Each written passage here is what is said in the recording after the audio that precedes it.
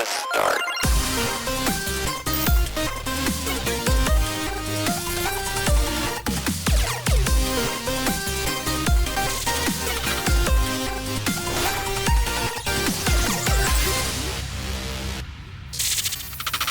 Let's start episode 168. Hopefully that recorded. I said it right as it started recording, so hopefully it's in episode 168. My name is Tim. Our listener will forgive you if you miss the cutoff. 80% of us are healthy-ish, dealing with little things here and there. One of us is sick, but he's still here. What a trooper. Jeff, glad you're here, buddy. Appreciate it. Hey, yeah, thanks for having me. It's just a sore throat to anybody that might be concerned. I'm not physically, I'm fine. Yeah, it still sucks though. It can like totally ruin whatever you were going to do, would have enjoyed. It sucks, Right. but I have to put Jeff everything actually on hold has for this. hypothetical AIDS. That's what he has. hypothetical AIDS, yeah. And that voice you heard was Dan. He's our doctor as well. He likes to diagnose things for people. Right. Hypothetical AIDS. Over Could Skype. you give me those next week, please? The You guy- got it, pal. The You guy got- asking for AIDS is Derek, wearing his towel blanket. Glad you're here too, with little MK1 in the background. Hype week. Nice. And then Kyle over here with the Hyrule shirt. Love it. Welcome. All right. All right, guys. Low energy. At least Tim timed that one better than the previous week. Hi. I was trying to get a sip and I couldn't. Anyway, Hi. like you didn't even give me time to take a little sip. All right. No time. I had a what she thought said, no that for this week, since we're probably going to talk a little more Zelda and other things we're playing, it was not really anything significant that was new that came out this week. So I'm not necessarily in a hurry to make sure we give our latest and greatest input on stuff. Actually, there's probably more news that we're more excited about than new games. And so we'll get to that. But how about we start with the game first? Any problem with that? Doing a little Kahooting to start? Let's Kahoot it. I guess. Kyle's gonna win, so what Let's does just it get matter? this over. Let's Let's just get this over grade with. screen this place up in here. Reigning champion. Now, Kyle, how Cheating many, champion? how many Cheating of these have you won? Have you won all of them? Frankly, Yeah, I've won enough of them, Tim. Let's just say that. What does that even mean? What does that even mean? It Very means rare. I ran out, and I don't want to, aim too low or. All right, you guys have your devices ready. I will share Oh, my shit. full screen with the pin.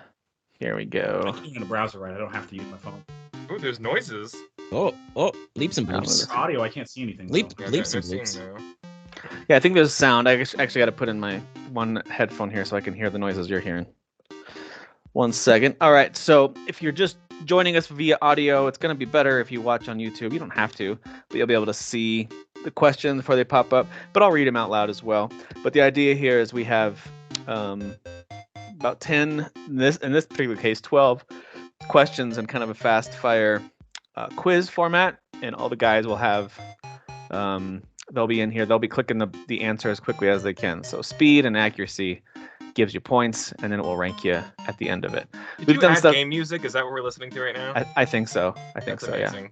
Good job, Tim. Some good bleeps I and love bloops. this. I This is great. I added that option, but I'm for some reason I'm not really hearing it. Oh, never mind. Now I'm hearing it. Oh, it's Yes, it's the 8-bit stuff. Nice. Yep. All right. Now, I don't know if it's just in case, maybe turning it down just a smidge in case people can't hear us over it, but Oh, did that turn it I up don't when know I if that's cranked it? possible. Yeah, I don't know if that's possible, but just in case, because you want people to hear us more than the actual. Yeah, that's probably better. Yeah. There you go. Okay. Yeah. Good job. As long Are as we the supposed to level be? is Are we supposed to be able to see something? Because I'm not seeing perfect. anything. Yeah, do you guys go to Kahoot.it and put in the pin? I don't see anything on my What's- screen. Yeah, I don't see Shit. Was it in chat? I see nothing. I don't see a thing.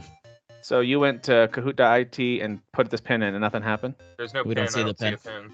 Yeah, I'm getting a gray screen that you're sharing. We're doing the Oh. great thing again. Oh, really? Even though I'm sharing the whole screen? Yeah. Still nothing? Yeah, nothing. All right, hang on. Skype. Freaking Skype, man. Do you guys have to download an Freaking app, Skype. or are you going? No, to it's just a- Kahoot.it. Yeah. Kahoot.it. Yeah, it's a Okay. website. I thought Alright, if I well, I'll shared just the use that. entire screen, let's try Yeah, this. it worked Well, that's- before, like a few weeks ago. I can't remember what we did, but All right, let me try this again. New setup here. okay, there we go. There. Yeah. All right. Ah, yes. All right. Can you still hear the volume? Is it too loud? Is it too quiet? Is it good? That's good. That's good. That's a healthy volume. If it needs to be quieter, let me know. I've got it down pretty low. Awesome Sphinx. I like that. Look at that. Spunk McCringle. Okay, these are our usernames that are joining the game here. Nifkin Dude, they Callback. totally changed my Callback. name. Like they didn't let me and put what I Never put. Won. Yeah, see that happened to me all the time. Someone I named Who's that? I Never put won. There STFU we go. Dan, and they gave Yeah. me Awesome Sphinx Shocker. 97. Awesome. Your Awesome Sphinx 97. Shocker, That's awesome. shocker. You know, I'll have to check. I wonder if there's like some sort of default setting for making it like super family friendly. If There I we could go. turn that off, that way you can make the names more fun next time. Mm. That's all right. All right, Next guys. time, yes. Here we go. The theme of this particular Kahoot is who published this game. You'll see the name of a game. You have to pick the Bob did. publisher. Publisher, That not is- developer. That's publisher. so tricky. Publisher, Okay. not developer. Mass Effect 2007, the original Xbox 360 version. Who published it? Is it? Oh, you guys got it already. It was Microsoft Game Studios. No one got that one right. That was a trick Oh. question. Yeah. Yeah, That's a Publisher, good, Ah. that's yeah, a good dev, trick yeah. question. Yeah, it's a Just really good one. wasn't paying attention. Yeah. Good Yes. job. Good job, Tim. 3 for EA, 1 for BioWare, but no, the answer was Microsoft Game Studios. Really? All right. That's- oh, Pay okay. attention. Pay attention. Here we go. No, good job, dude. 0 to 0 to 0 to 0. Here we go. Number 2. Breath of Yeah, no. Fire, 1994. Breath of Fire. Was it Never heard of this game. Square Enix, Tecmo, Capcom, or THQ? I actually don't remember. How dare you, Jeff? How dare you? I was It is wrong. Capcom who published Yeah, that's right. Fire. Suck Good it. job, Dan. Suck it. All right, Dan, I expected you to get that one. So I mean, you know, some Thank people you. cheat better than others. That's all I can say. Yeah, he's Yeah. googling like real fast. He googled that really quick. It's a Capcom RPG. number 3, Nerds. Bloodborne for 2015. Was this Bandai Namco, Sony Interactive, From Software, or Atlas? I just got that one wrong. When I It was stupid. Sony Interactive I forgot that was exclusive. who published Bloodborne. Yeah, that's right. All right, a couple people got that one. Wait, who's never won? Me. The guy who wins all Oh, the time. okay. Yeah, no, that's cute. That's cute. It's funny. It's irony. Yeah. I like it, guys. I'm digging Being it. cute. Do you pick your icon or your little avatar too? Yeah, I picked him. Yeah, I picked I that like guy. it. I like it. He's Have you guys class. seen Avatar? His brain showing a little bit, because I'm smart. He's brain, but he has a monocle, so there's like he's got layers to him. I like I'm it. gonna lose this. I am totally not focused right now, so keep Here it we go. going. Number 4, Marvel's Midnight Suns from 2022. It's a 2K Paradox. Oh. Oh, I got that wrong. By Raxus. Oh, dang it! I was too I was Finally, gonna I choose got that one, one. but I didn't. I was too quick on the 2K. thing. 2K. Again, this is, if you're listening or watching, this is publisher, in case you're confused, because I am picking. Sometimes I'll list a developer in there too, just to make it tough. Yeah. You're Thanks, playing Dad. games with us. Control 2019. Who published Control? Was it Remedy, 505, Take-Two, or Epic Games? Hmm, Dun, dun, dun, I don't dun. remember. Jeez. It was Oh, 505. I got it right. cool. Wow. I got another one. All right. It was five games. All right, scoreboard's heating up. We still got Nifkin in the lead. We have Spunk McCringle and Never Won right in the middle there, pretty close. And then Awesome Sphinx, who is not really named Awesome Sphinx. in fourth Shut place. the fuck up, Dan. That's exactly what it is. Number 6, The Witcher 2007, the original retail That's version. what you'll be saying when I win. Published The Witcher. Was it Nacon, CD Projekt Red, Atari, or Koei Tecmo? No idea. Who published it? It was Atari. Ah, Oh yeah. Atari. Now that was just for the original retail version. Of course, eventually, as it went all digital, CD Projekt Red started doing their own publishing for that stuff later on. All right. Oh, Never won. All right. The Make game this is be the first encouraging time. me. It's telling me to dig deep on the next one. Did it Oh, say no. that? Yeah, it says dig deep How on the sad. next one. You're in That's fourth awesome. place. Come on, buddy. That's awesome. All right, number 7, No Man's Sky 2016. Who published this game? Was it 505, Sony Interactive, Raw Fury, or Hello Games? It was ah. Hello Games. Wow. Damn it. Hello Games. Yep. I Was the dug deep developer on and that the one. publisher? I dug deep. They published. It was self-published. Oh. Okay, all right. That was I why thought they were Sony. so I popular. thought Sony invested or something. Yeah, I did They too. did like a little bit. I think they helped fund it, but at first Yeah. it was just all. By the way, a lot of the options are Hello. ones that I was like, I'm pretty sure Sony published that one. I'm totally wrong. I'm like, oh, so I listed them as an option because I thought Oh, others might nice. think the same thing. 'Cause I really thought it was Sony. Sneaky Tim. Sneaky me, because I was wrong too. Rock Band 2007. Who published Rock Band in 2007? Was it Activision, MTV Games, Harmonix, or Red Octane? Published. God damn it. MTV right. Games published. I had a I was feeling gonna go with MTV. Damn. Yeah, I had a that's feeling. why it took me so long, actually. Yep. Because Activision at the time was Guitar Hero. I don't like That's this close lead here. This very this is pretty tight. In case you're just listening, we've got Nifkin at 2,500, Neverone at 2,200, Awesome Sphincter at 1,700, and Spunk McCringle at 1,700. So it's pretty close. How many more questions we got? I think 3 left. Okay. 3 left. Here we go. Number 9. Lego Star Wars: The Skywalker Saga. Actually, 4 left. Was it Warner Brothers Games, Disney Interactive, Lucasfilm Games, or Traveler's Tales? Who published Skywalker Saga last year? It was Warner Brothers. Yep, Warner Brothers. Damn it. Doesn't even make any sense. I know. It doesn't. The math doesn't math. I know. It doesn't make a lot of sense. God damn you, Kyle. Now, God just out of damn you. curiosity, you guys might know this. Is it because does Warner Brothers have a Lego license, and then they could license all the IP? Is that what it is? I actually don't know. I don't believe know. so. I honestly don't know. I think they own all rights to Lego games.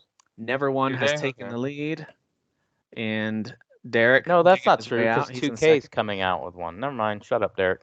Yeah, I don't know. It's I'd have to investigate that. Yeah, I don't know what the relationship is there. The publishing stuff is kind of confusing to me sometimes. Yeah. All right. Number 10. We do it now. We have 3 left. Crash Bandicoot, 1996. Who Of course, published you gotta Crash throw that Bandicoot? crap in there. Vivendi Games, Activision, Sony Interactive, or Universal Interactive? I got that Cares is wrong. the correct answer. Who published it? It was Oh. Sony. Okay. That's what I thought it was, and I clicked the Sony wrong published one. the original Bandicoot. Yep. Who cares? Yeah, you heard me. You heard me. What's your name? I'm sick. What's your name? He's sick. You Leave him heard alone. what's That Really? one was legitimately for you, Gaston. All right. I'm sick. Sick brain. And we have it's a 1100 point spread across the 4 players here. Neverone in first place, Nifkin and Spunk McCringle both at 3,100, and Awesome Sphinx at 2,500. Here we go. 2 questions left. Hotline Miami from 2012. Who published it? Oh my Was it gosh. Raw Fury, Take-Two Interactive, Annapurna Interactive, or Devolver Digital? It Oh was wow. Yes. Devolver. Yep. Good job, everybody. It just looks like a Devolver game. It does. Yeah, You that's voted why I with went your that way. heart. I didn't play Devolver at the time. It just felt like it was. Yeah. All right. All Kyle has to do really Dude, is Jeff get this coming in one. out of nowhere. Kyle has to get this one right. He's got 4,400, but we got Spunk and Nifkin both only 500 behind at 3,900, and then we got Awesome Sphinx at 3,500. Here we go. Last one.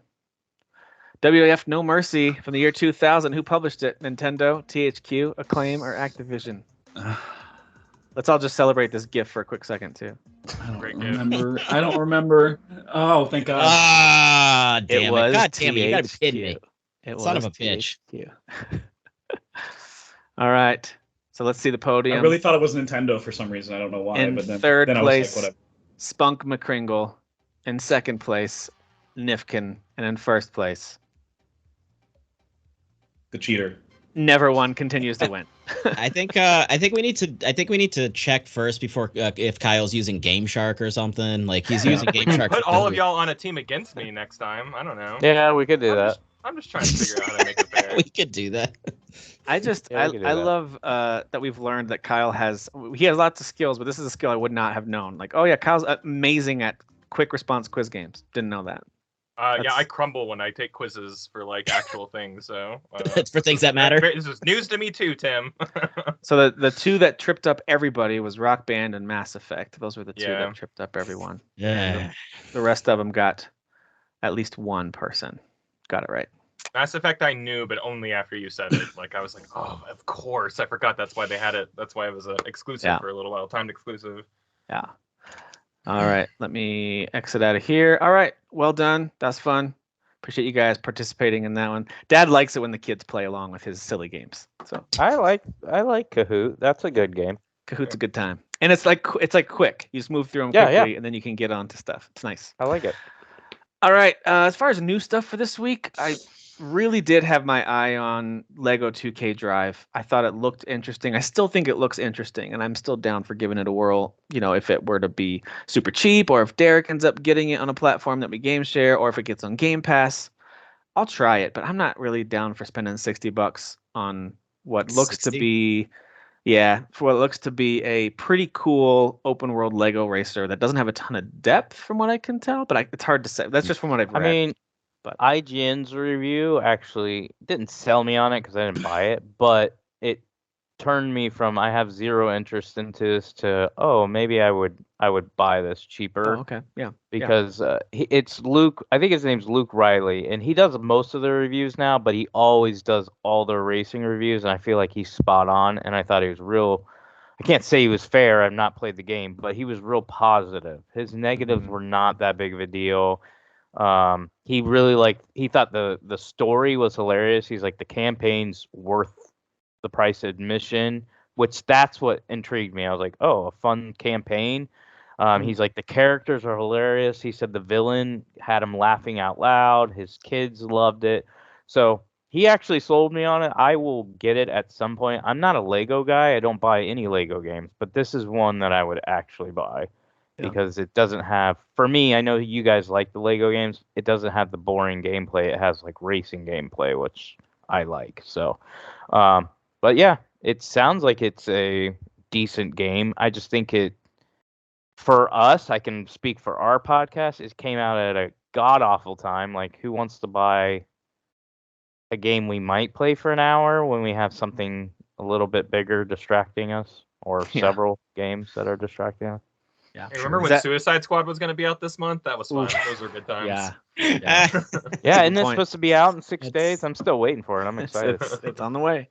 Are all you kind of in the same boat where you're like, yeah, it's interesting, but just not interesting enough? Yeah, I would love to grab it for like $20, but I couldn't see myself paying any more for it. Every review I read, and I've read three or four, like it was Games Radar, and a couple of the other kind of like YouTube only ones that do the videos, and they all kind of said the same thing, where it's like, it's a lot of fun, runs out of steam pretty quick though, pretty childish. That's what I mean by the depth factor. know. It's like, all right, Forza had so many hooks that kept me going for a long time with that game, and this sounds like a kid's version of Forza, so not bad. They all echoed the same thing that Derek was saying, though, that like the bad guy was funny. I think all three of those reviews that I saw said that, and that the campaign mode is engaging enough, and that the actual racing, while simple, is effective and works. Because I think there's a lot of transitioning from like driving to boating and stuff like that, depending on what terrain you're driving on. I even think so it's I don't know. It seems like it would be cool, but like I just couldn't see myself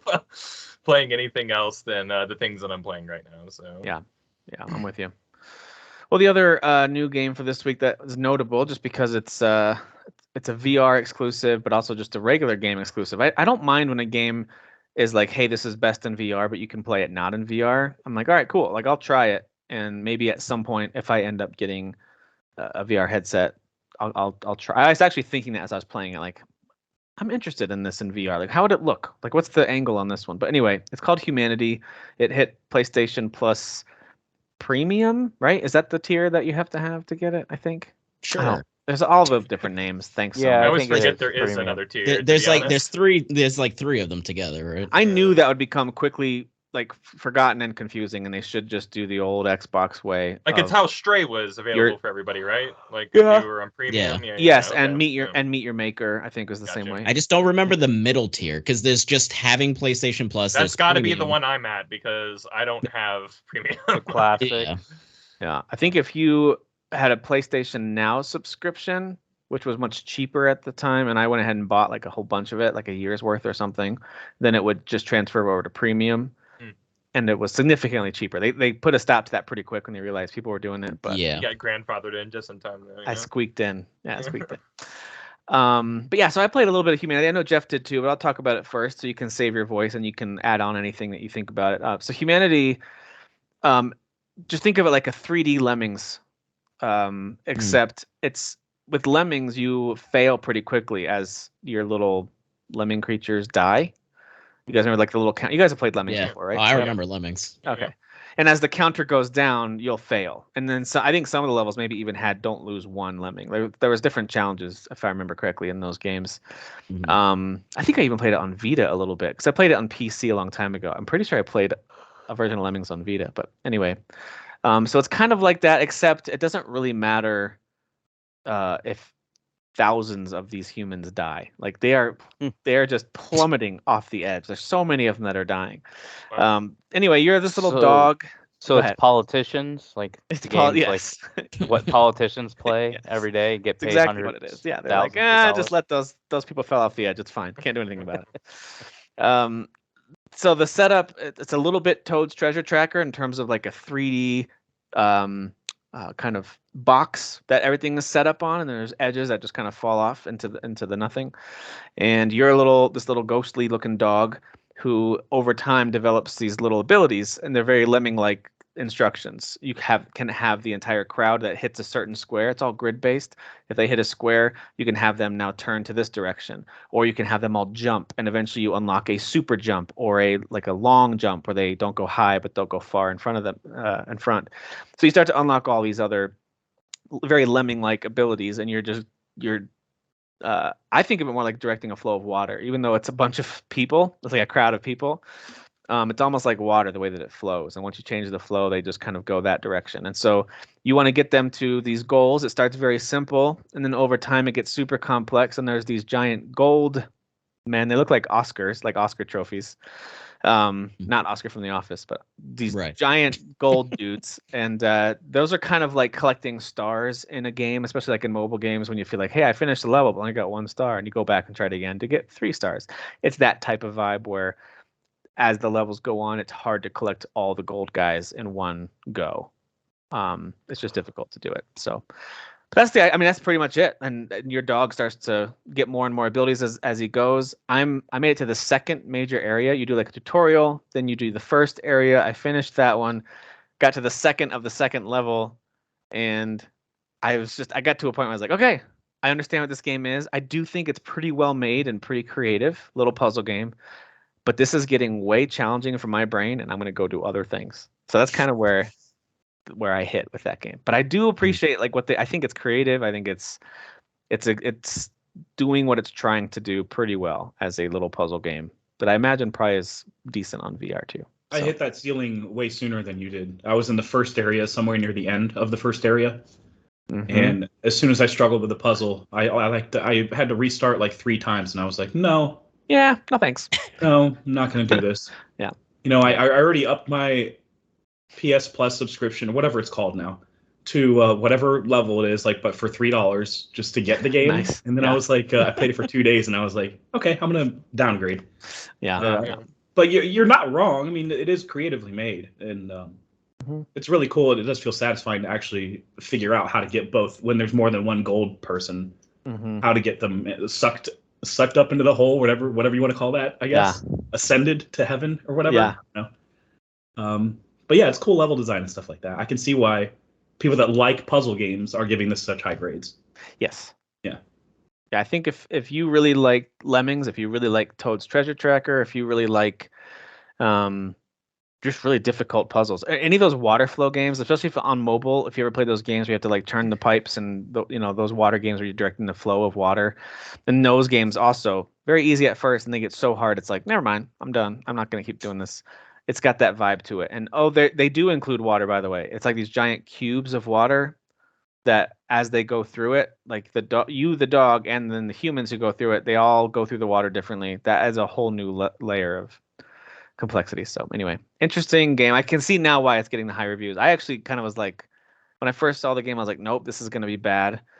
And hearing demo impressions from Jeff, but also from others, like, I don't think this is that good. I was like, yikes, this is going to be bad. And then it came out to like 86 or something on Metacritic, and people were liking it. It's a very specific. It's a niche thing, It's a niche these thing. type of puzzle games. Plus, it gives you the option to make puzzles, which people who are super into that sort of thing are going to be, having themselves a good old time, spending an entire day creating whatever nonsense that they're going to create. So, yeah, the builder is really smart because it is grid based. It's kind of you've got the XY axis and I guess the Z axis too because of the depth to it. So but it's all going to be cube based. So you're going to be like, what goes on this cube, what goes on this cube, and how do they connect?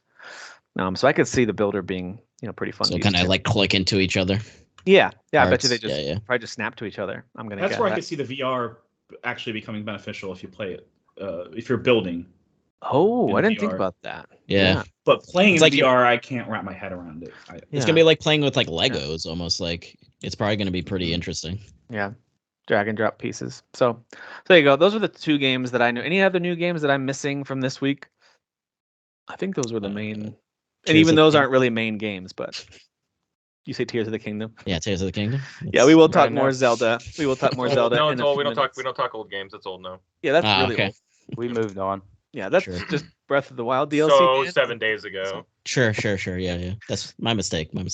So I was looking at 2023 games. We were having a chat about we don't really know a lot of what's coming the second half of the year. Ironically, as we said that, we've actually gotten a few, like I think 3 or 4 more reveals already that have hit. So some of this list that I've got here is a little outdated, especially like Mortal Kombat's a good example. I'd left it on the list. I forgot to remove it, but there's some games that we are aware of, whether through rumors or they've been officially announced, or we're just assuming they're supposed to come out this year that we still don't have release dates on. Wanted to go through this with you guys and get your thoughts on these. So here are games that I know at some point was targeted for 2023, or the rumor said it was, and we haven't heard a defined date for. First one is Forza Motorsport. I know they were targeting this year for that one. I That's thought it more was of a- supposed to be I thought like it was quarter first one. quarter. Yeah, I thought Yeah. it was Q1 it was supposed to be out. Yeah. I mean, that'd be a nice way for them to, but between that and Starfield, that could make a solid second half of the year for Xbox, It could right? be like if you Forza used to come out in November all the time. If you just Mhm. release it in November, like especially really if good. Starfield's kind of a hit or whatever, and you get that kind of double whammy at the end, might be what Microsoft needs. So Be a solid Yeah. closeout to the year for Microsoft them. is a real. I'm sorry, Forza Motorsport, not Microsoft, is a really good. It's just a solid game. You know what I mean? It's Yeah. Mhm. really easy to get a lot of goodwill from that game. Agreed. It's I'm more of the Horizon person, like the arcadey exploration stuff, but I understand the appeal of same here. Motorsport for sure. Lord of the Rings: Return to Moria was scheduled for Q2. It was kind of targeting the window of Q2, so that would give us like 6 more weeks or less for that one. Mm. But I'm interested in that. I know it's a PC only game. It's one of those survival, build your own base type of games. But it's set in Lord of the Rings world. So that's awesome. I'm Yeah. down for that. I don't even know if I knew about that one. Yeah, it was kind of quietly announced at one point. I'm waiting for the Gollum one. I don't know about you guys, but yeah. No, I'm Um, super hyped.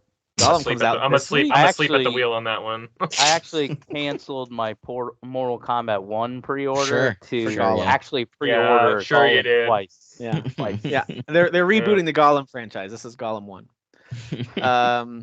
Stalker 2: The Heart of Chernobyl.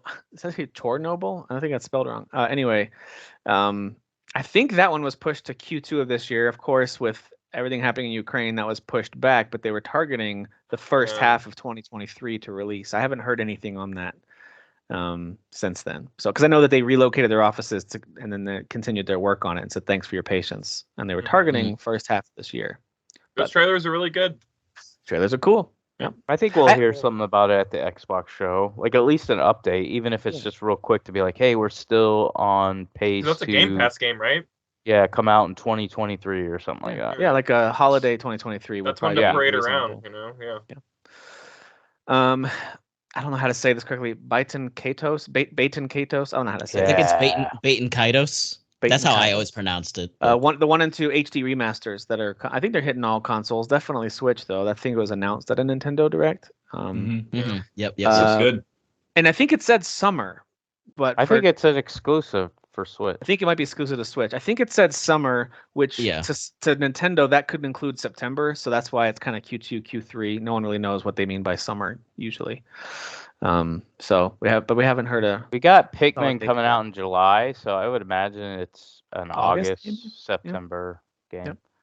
Blasphemous 2 just recently got announced, and that's slotted for Q3, although we don't have a release date for it yet. Do you guys remember when they announced Blue Protocol for the second half of 2023? Is that kind of No. anime action looking game? Looks awesome. The one that looked cool, but isn't Oh, it yeah, like that's an right. MMO or something like that, or free to play? Oh, is it? It might be. Something that I wasn't a fan of. There was a flag. Okay. Oh yeah, I've seen image. Yeah, this looks gorgeous, but I mean, so did Genshin, and well, you know, Is this a Genshin. free to play game? I think it is. Yeah, Okay. I think I it think is. it's in the same vein of like Genshin and stuff like Okay. Yeah. that. There's But we lot don't of have a these release coming date for that one yet either. If it is like Genshin, it might get one of those like early access things too, where it's not even we needed one officially more out. of these. That's good. We need another one. We did. up. Absolutely. The one that I'm really, really curious about, if this hits in 2023, I don't even know what to say. But Final Fantasy VII Rebirth, they said winter of 2023. Yeah, I which would mean, be Q4. I see There it. is It's no really way this game is coming out this year. it's really cute. On Twitter, I see like fanboys just being like, "Yeah, winter 20." They said winter 2023. It's like, first of all, I don't even think they said 2023. I think they just said winter, right? Of like I don't know. this winter. I think they said this No, winter. they I think mapped they said everything this winter, out. right? I thought this. I thought December was firm at some point, but like, or So they- at that time, and They announced it at Game Awards. Was that Game Awards? Yeah, Game Awards. Yeah. I believe so. So if they said winter, that was in the winter. So it couldn't have meant anything else except for the following winter. Yeah. Right. I don't see what Maybe it did say next winter. Yeah. They didn't say like one of the winters in the future. Like Yeah. check- What I'm saying is like I thought it was coming winter, but they didn't specify the year. So meaning like because January technically would be winter, January, right? February, But that's those 2024. yeah, that'd be So, amazing if it hit in yeah. January, February of next year. Yeah, that'd be great. Not gonna happen. Yeah, I would just be shocked. I think if we got Final Fantasy 16 and 7 Rebirth within a calendar year. Oh, well, That's so crazy. specifically with Rebirth, because they've shifted, I think they're shifting over to Unreal 5, if I'm not mistaken, and they did specify, like, I'm pretty sure Nomura said, like, the development of this is actually going, like, shockingly smooth, because, like, it's even easier to work with. It's even easier to work with, but I mean, we'll see. But they did. Yeah, that's the main appeal. That's the main appeal with same 5. world, so they just copied and pasted it. Yeah, no, Copy right. paste. Just That's reuse like assets. Zelda. It's just Tears Just of the like Zelda, Kingdom. yeah. You Just just drag drag, and drop. and drop. Yeah, exactly. Just drag and drop. Yeah. So I know Midgar, there's like video 30 game guys. I Midgars, know how to right? make them. Yeah, there's 30 Midgars. That's the secret here. They're just boy. gonna bunch of Midgars. Alan Wake 2, I know they originally were targeting sometime in 2023. We haven't heard any details on that. I'd be surprised if that hits this year, though, Same, personally. Yeah. But you never know. That could be a surprise fall game. We were hearing a lot of rumblings about Assassin's Creed Mirage, potentially That's slated definitely for. coming. That's- Mid-October. I feel like that's got to hit October, right? That has Yeah. to. That's starting They to also load up mapped October. that That all Lords out. of the Fallen, both in Yeah. October. Yeah. But that has not been officially confirmed. But Ubisoft is horrible about leaks. Like leaks about Ubisoft are almost always right. Yeah, if I feel like you hear something from Ubisoft, regardless if it's like real or not, it's going to be real if it isn't It's going to already. be. Yeah, I feel like those leaks, no matter who they're from, it's like, yeah, that probably happened because none of their staff care about keeping secrets. Aiden Chronicle 100 Heroes, that Suikoden kind of spiritual Yes. successor. They were still targeting 2023. Remember, it was scheduled for last year. They bumped it back a year, released their little kind of prequel game or whatever. So I think they're still targeting late 2023 for that one, but we haven't heard. I thought we would have seen the Suikoden 1 and 2 remasters by now. I thought they would have hit this spring, but it still just says 2023. Yeah. I thought Those they probably this summer. made an I update think. about that. I thought it was going to be recently. summer. Yeah, that's kind of wild that we're still sitting on a release date for those. Yep, no release date there. Same with talking about Wild, Hollow Knight Silksong. We've already talked about this a bit, but that's crazy how much that game continues to just float. I'm like, what is happening? Let it cook. There's only a handful of them. So there's just like 3 of them. They're doing their best. They're fighting for their fucking lives, Tim. All right, they're fighting for their fucking lives. All right. You're so dramatic. You're so dramatic. Dude, I don't know. Like, I don't think they're using Unreal 5 for this. I'm not sure. What the hell Well, that is. that's the issue. It's like we talked about with like Oxenfree 2. It's like, what took What's so going on long? there, guys? It looks Yeah. exactly the same as the first. Yeah, Oxenfree literally does look like copy paste Yeah. from all the Looks gameplay exa- they've like, shown I- us.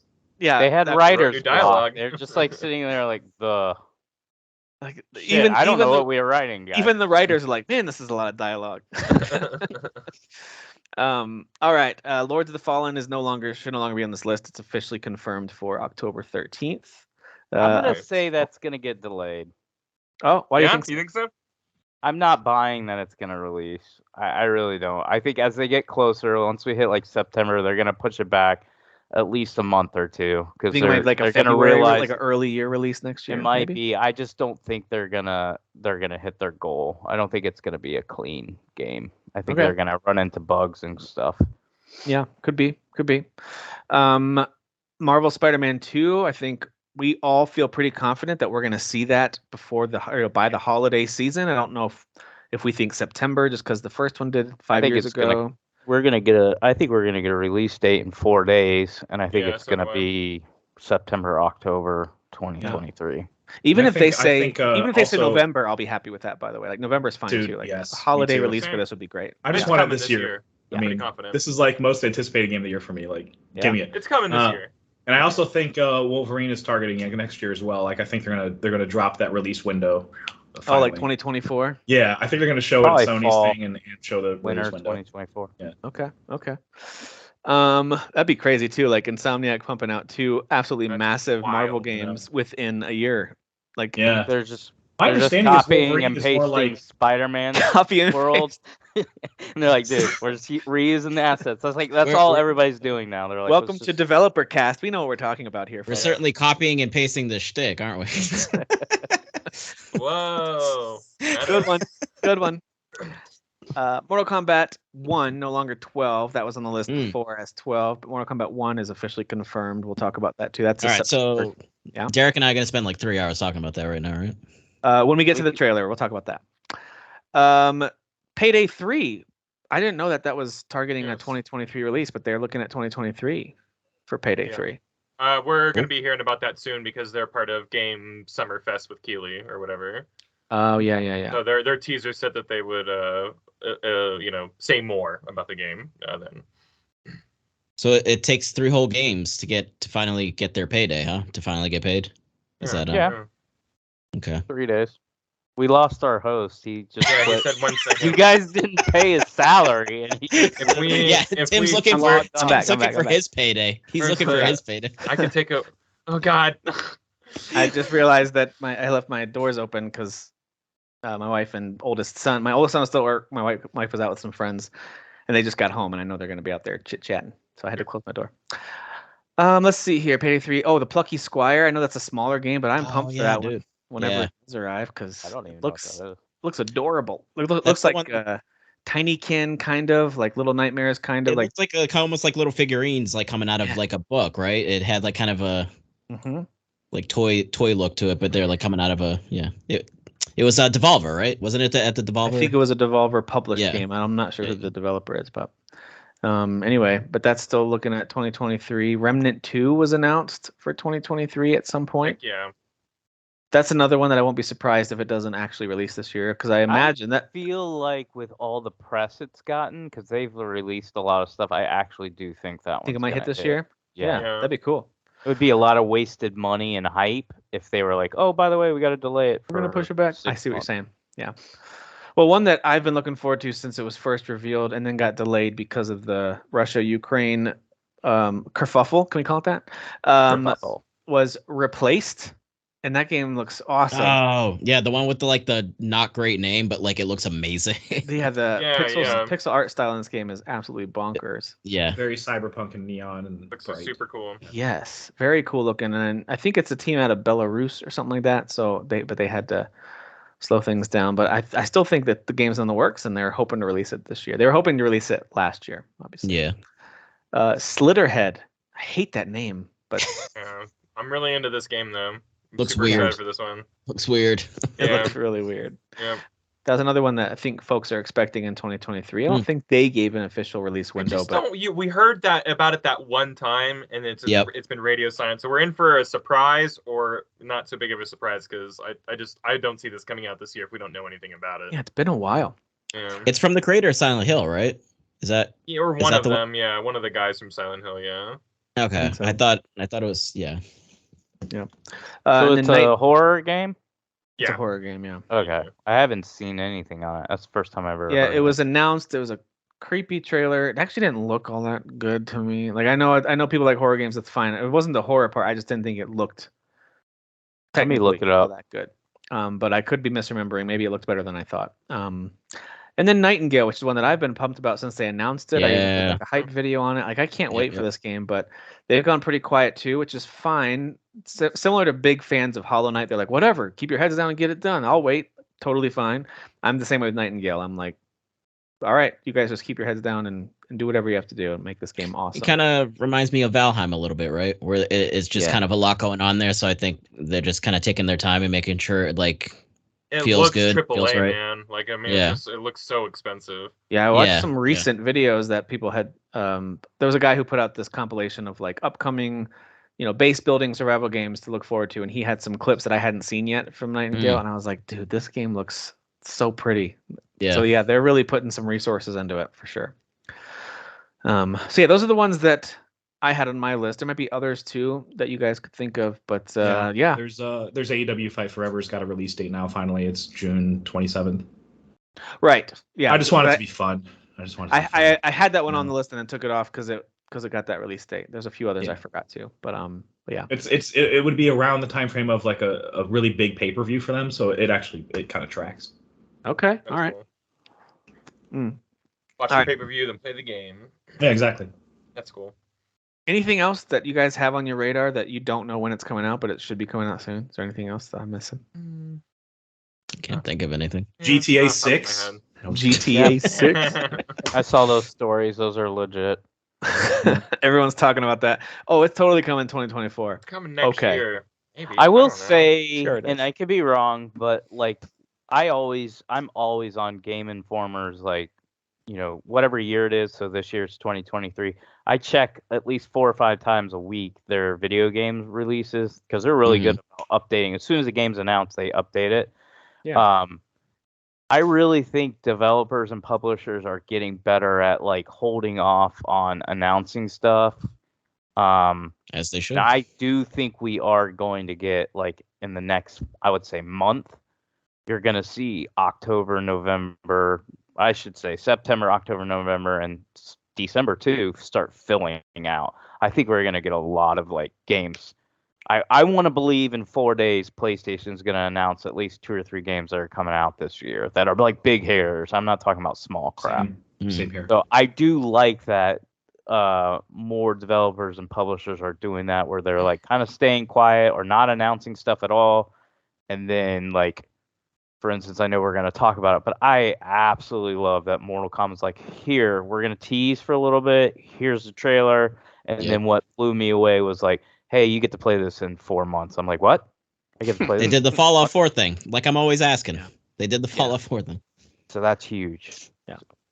And I'm not saying that it doesn't take a huge lift from a very talented team, but it feels like that's more doable with a fighting game that's probably built on a similar structure, right? It's got to have some kind of scaffolding in place, even if there's a newish engine being used, right? I don't know. Ed Boon said, like, this is the longest he's worked on a Mortal Kombat game. Yeah. They've been working on this for like 4+ years. So, Dang. I think when was the last one that released? 2019. Well, so that was 11. Yeah, so 2019. Dang, okay. And then they probably maybe had a side team doing the DLC. Like, or they probably had that. So then the main team was like, then that's kind how of just almost went right in. every big publisher does. You have your main group, they finish the game, they immediately start working on the next one, and then you have your side group that keeps. I just wasn't sure how big NetherRealm Studios was. They're big, but they're big. Yeah, they're big. I mean, they have been around for a long time. So, I mean, Ed Boon's got to be like a gazillionaire. I mean, that guy's been living off the Mortal Kombat name for 30 years. Like, he's banking. Well, Derek, you mentioned the PlayStation Showcase, and so let's kick off our headlines with that. That's scheduled for May 24th. That's coming up this week at 1 p.m. Pacific time. Make sure you guys have your calendars at work blocked off for that. For this, an important meeting you have to attend virtually. Well, make sure also, and I'm not just speaking to us 5, but make sure any listeners that are listening, make sure like hype this so that you're ultimately pissed and you rant about it. On May 24th at 5 p.m. Eastern Standard Time, you just start typing away about how big of a disappointment it is. So make sure you have unrealistic expectations. It always leads to good advice. That is good. Lead with some unrealistic expectations. Expect God of War 3. Yes. Expect Heavenly Sword 3. Yep. A date for Final Fantasy VII Rebirth. Yes. Absolutely. Yeah. Actually, they're going to shadow drop it during. Yeah, they're going to shadow drop. I was going to say, let's get a little more before realistic. 16 comes out. It's a shadow drop. They undercut their main franchise. Spyro, it's crazy. Coming back. Yeah. And he has guns now. So, of course, the announcement for this says it's going to have a wealth of new games and new IP that are headed to PS5 and PSVR 2. They got to keep mentioning that because it's failing so horribly. The show will run a bit over an hour, focusing on those types of games in development from top studios around the world, and expect a glimpse from several new creations from PlayStation Studios, as well as spellbinding games from our third-party partners and indie creators. There's been a whole bunch of the fake leaks out there where someone will kind of like create a PlayStation background and then put a bullet list on top of it, where it's just their wish list of stuff they'd like to see. But if there's a third-party surprise where it's kind of like not exclusive, but they got it on Sony's show, I wouldn't be surprised if Ubisoft hit something on here. So whether it's a, could be the Assassin's Creed Mirage. I think they'll save Mirage. They'll probably save it for their own thing. Maybe. No, they always pick one of the developers for Assassin's Creed to do the main Cheaper. the main announcement of it, and then when they do a Ubisoft show, they do the actual in-depth gameplay. Although their reveal for Valhalla was one of the coolest things ever. It was like an all-day slow reveal of the Photoshop. Oh yeah, wow, he's like artwork coming into place. And they just had music playing. I was like, man, this is so cool. Because we all kind of knew it was going to go to Vikings. It wasn't too long into the thing where you're kind of like, oh, it's a Viking theme. We just didn't know exactly what time frame and all that kind of stuff. Yeah. And then they launched the trailer. But I wouldn't be surprised if we saw like an Immortals 2 get announced. Because I feel like that franchise has potential to do something special. I really like that. I don't know if it was that successful though. I'm not saying it won't ever get a sequel. Yeah. But I feel like it was like one of their letdowns. Like Ubisoft was let down by its numbers. I actually didn't look up the sales numbers. I thought it did okay. It was on sale a lot, of course, but every Ubisoft game. Well, Ubisoft, they're one of the ridiculous ones where it's like, why I do buy them, but why would you buy their games day one? Because they're like, all right, it's been 5 days, guys. We didn't hit our numbers. Drop it $20. If there was a surprise that hits, I feel like it could be some sort of preview trailer for 2024. Ghost of Tsushima 2 would be pretty amazing to see something like that. So, that would be a show closer to me. Yeah, I would agree. That's an old school E3 moment right we're there. Either like, getting we're not really that, thinking about it, but like it just hits you. Like, hey, we're gonna come. I mean, that's probably a couple years out for sure. But like God of War and Horizon are both recent, so obviously everyone's kind of feels fed and satisfied in those franchises. Didn't Gran Turismo just come out this year, right? Last year, yeah. That was last year? Okay, last year. Oh, I forget. It's racing. So that's relatively recent. So I feel like Ghost of Tsushima is one of their big. I would say Ghost 2 has a shot, but I also think multiplayer. Blue Point has been working on a game for 3 years. They haven't released anything since Demon Souls. Okay. So there are, of course, rumors that it's Bloodborne remake. I've heard rumors that it's Metal Gear Solid 1 also. Right. Or Metal Gear Solid 3. Yeah. There's also that getting thrown around now more recently. Yeah, 3's been thrown around. Yeah, it's been out of control. I would replay all these games you guys are mentioning. Or it could be straight to DVD Metal Gear Solid 4. Like they're just going to release the movie. It just as a movie. Any way that I can view that again, just put it. When you hear straight to DVD, who's the actor that you picture right away? Oh, Jean-Claude Van Damme. Yeah, okay. Steven Seagal. Gerard Butler. Steven Seagal. I picture Wesley Snipes. I don't know what. Yeah. Okay, that's a good one. Oh, good lord! I have not seen that guy in a movie in 20 years. It's because he went to prison, right? He went straight to. The lead guy from Avatar, Sam Worthington. Sam Worthington's direct to DVD. Yes. Straight to DVD. Yes. Sure.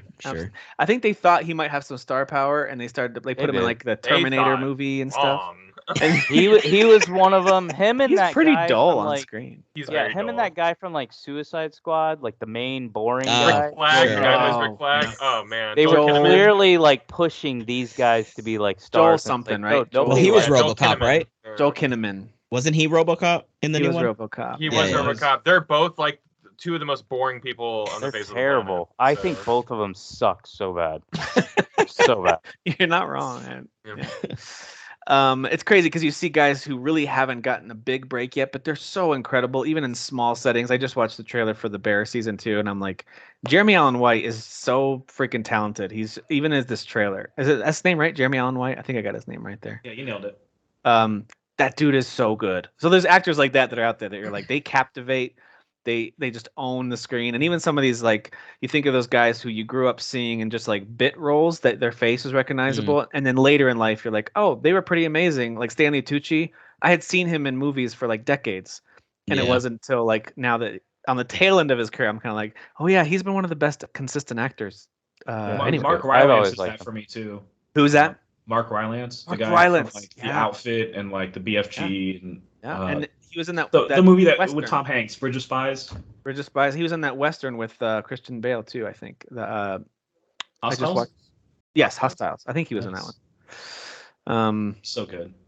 All right. He was a creepy guy. Don't Look Up too. He was like the creepy CEO, Elon Musk type. Okay, yeah. Yes. He was really And funny. with the big teeth or whatever he had going on. Oh my god. Yeah, he was great. Guys, Jim Ryan has some thoughts for PSVR 2. Oh, he does? He does. And I just wanted to give him a chance to have a platform here. Because I just made a let me just come clean. I just made a rude comment about VR2. I just laughed and said it's failing horribly. I That's shouldn't a have fact. Like I shouldn't have said that because hang on, there he is. Wow. There we go. Jim Ryan wearing his Wow, VR. there he is. He's with us via Wow. the PSVR 2. He Who knew we had the wears technology? that headset like an old man. Like, dude, that's not even like that's terrible. He's definitely Jim. going, what are these controllers for Yeah. sure? Oh my gosh. So Jim Ryan. Jimmy, I hate that it's I fine. can't Just laugh. keep playing. Like, Just I keep really playing, hate Jimmy. that I can't laugh without like going into a conversation. That's so bad. Jimmy, it's fine. Just keep playing. Just keep. I mean, that is obviously Photoshopped, but it looks so funny because he. Oh, would I just never wear cobbled it VR. together in literally 30 seconds. So I love it, didn't really, Dan. yes. I love it so much. And So that here's- actually makes it better because of how he's wearing it. It's like an old Yeah. man who doesn't play video games that's like trying to impress us. It makes Guys, it this so is right. a really, really good headset. You should I pay used the product, ladies and gentlemen. I've used it. I've used it, and let me tell you what, I love it. He does. So He here's loves what, it. here's a what lot. he said. He says PSVR 2. This is what he just said in a recent interview. This is not like he said it the week after. This is now a couple months into the PSVR 2's life. PSVR 2 has just been launched, so it may be a little too early to judge its popularity, but we are happy to see many positive reactions from users and the media. We will continue to push forward so that those who purchase PSVR 2 can enjoy it for a long time, and we can also secure profits. Oh. You got to Cool, secure Jim. those profits. Got to Nice. secure those profits. Yeah. Who are you talking to when you put that at the end? Like, I is was that gonna to say, us? Is that that shareholders? Like, what is? sounds like a terrible quote, especially the way he ended it. Because I don't care if you make a profit. Like, that doesn't. I don't either. You know what I mean? So, like, why are you telling me that? It's really weird. But Uh, So here's a Do you guys mistake think I it's too feel like early they to made. judge PSVR 2? Do you think it's too early to judge? I think I it's don't too think late it's- for it to do anything to save itself, to be honest. I think the only thing they can do is a major price cut, which they don't want to do. Yeah. Like you Yeah. would have to do a major price cut. But I yeah, also where you think- just get it, you Trojan horse it into people's houses, and then just hope software makes enough money on the back end. and That's they maybe- were yeah, they maybe made you're a right. mistake with this, in my opinion. I know why they did it. They did it to get more profit out of it. They only sold the VR2 headset, and they did this with the PlayStation Pro controller, whatever it's called. You could only buy it through PlayStation Store. You could not go to GameStop. You could not go to Best Buy. You couldn't go. So it wasn't being advertised anywhere. It's now at GameStop. They just started advertising the PSVR 2 headset. You can also get the PlayStation, whatever again that Pro controller is. That's $200. But they clearly did this because they wanted to get all the profits. But I don't think they realized the powerhouse of. I just mentioned two of them, but include Walmart, Amazon, all those sites advertising your product would have given it a. I'm not saying it would have been a success. It would have given it a better shot. Like it would have been more visual to people That's when fair. they're shopping. Sure. I just think now, for me personally, I was. You guys know I told you I was like I'm thinking about buying it. I'm so glad I held off. I rarely hold off. I held off. I will get this, but you need to now. Now I'm at that official stance of it must drop in price. I will not pay Is it $550 for this. $550? Okay. I think it's tough too because I don't know. Like some people, it's either you can use one of these or you can't. Some people do get motion sick with them. Well, the guy behind you cannot use one.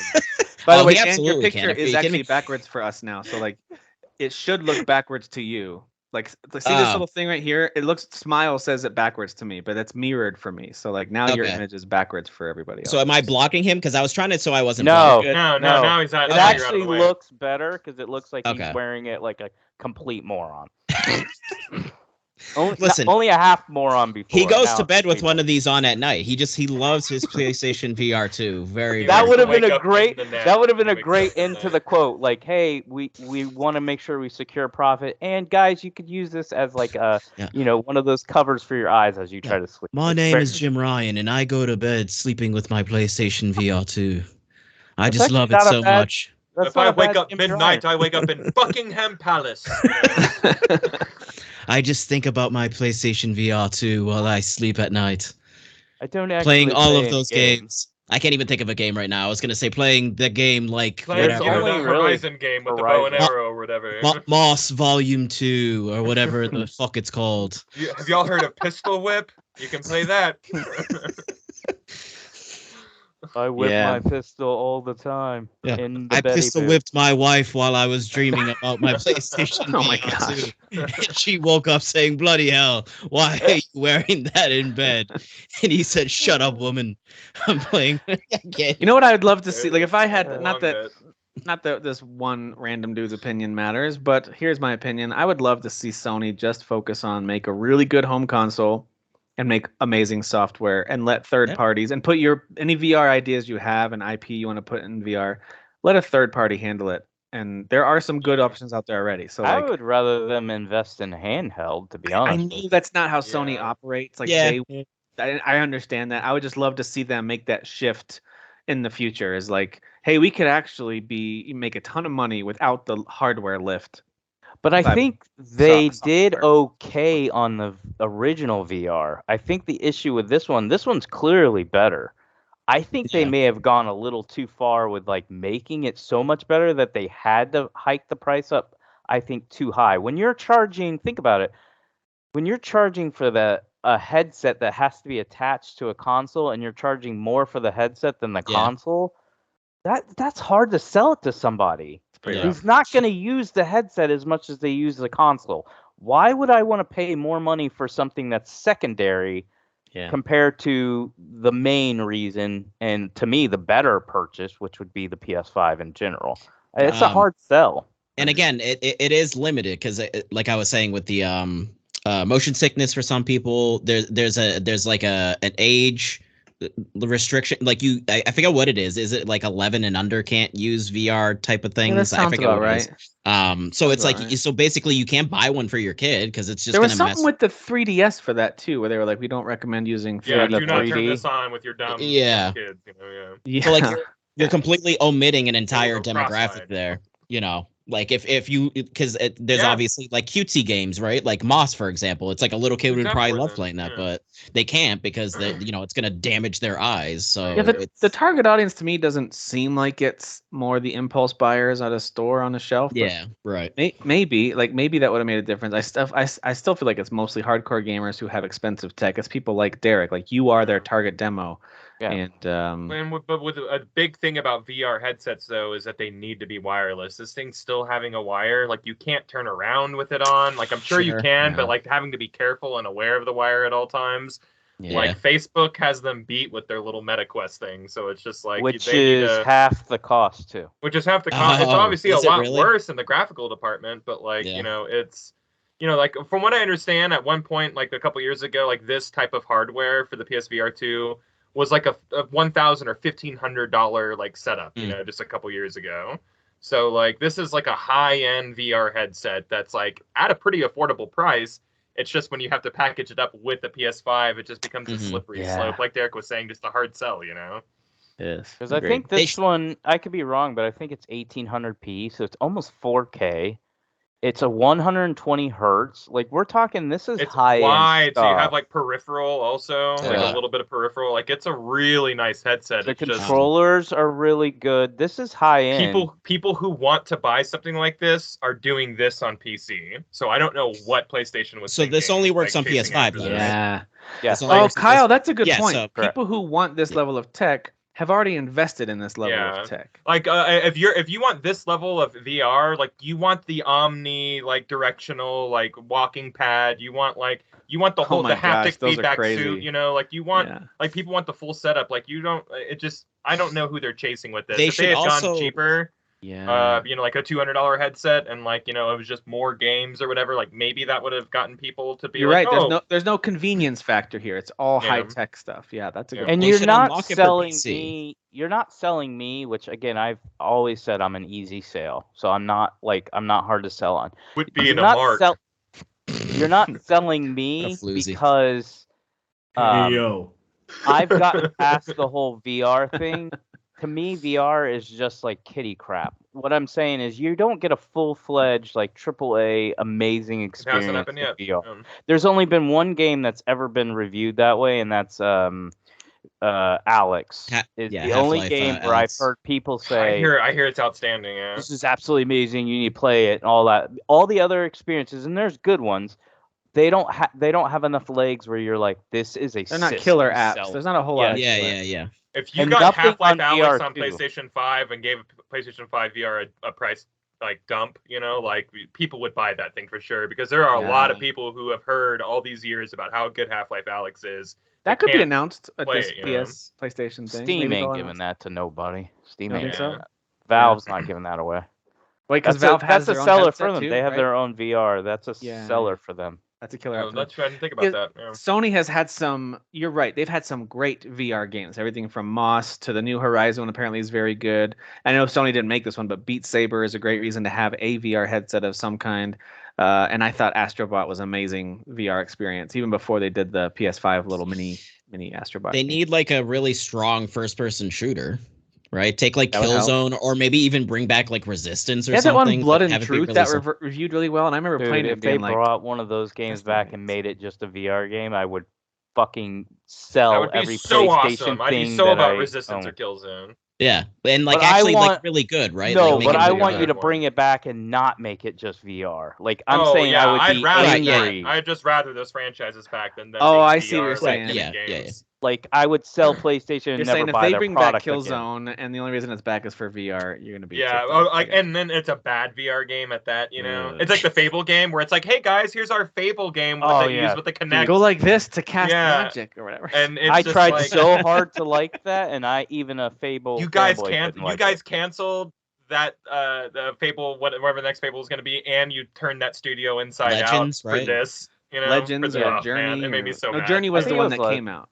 I think Was it- I Fable think- Legends was the canceled game that one, was right? like a multiplayer like, one. yeah, Didn't they put the out some kind of asymmetrical- Fable Connect thing like Journey or something like yeah, that? Journey, yeah, something That like was that. the Yeah. one. That one actually reviewed well. That one was decent. It's the one that was like the multiplayer that pissed me off because that was basically like I don't remember all the Kinect one. assets for the next Oh. main Fable game went into that like multiplayer bullcrap. I just got to give props to Microsoft for being like, hey, this Connect thing, it's not working. We're gonna stop doing it. We're just gonna stop it. Yeah. And so they I just remember got it. what was that British boy that girl was talking to that everyone my was like, oh, gosh. you know what I'm talking about? You know? Yes. Where it's like the whole game was like you just talking to some little kid, and I was just like, I am never gonna play that. Yeah. Like, that sounds awful. Yeah, this is definitely an FBI trap, British. and I'm not gonna fall for it. Yeah, yeah, Hey, little cutie, how are you yeah. doing? This is it's a really weird simulator. And that I then don't what's want his any face part comes of. walking out. Hey, how's it going? What you Hey, doing? Yeah. Oh yeah, he comes out from behind the curtain. What are you doing Yeah. here? I said, Yeah, what do you? Have a yeah, seat. Why don't you have a right seat? there. Why don't you have a seat? Why don't you have a seat right there? Oh my gosh. Yeah. I It's mean, like, oh, what's the shit. pitch for that game? Like, have you ever wanted to have a friendship with a little boy who you're not related No, to? No, not. absolutely Yeah. no. Nope. Please I don't know ask me that again. in the movie Her with Joaquin Phoenix, they have a scene where that, but the Wow. companion is actually, it's not really a child, but it like curses at you and stuff when you're being stupid. Yeah. It's really, really funny. But I'm still Yeah, like, yeah. no, there's still like a Yeah. creepy element to it. There's that I would Yeah, never too no, many feel flags comfortable. there. Yeah. Too many Yeah. flags.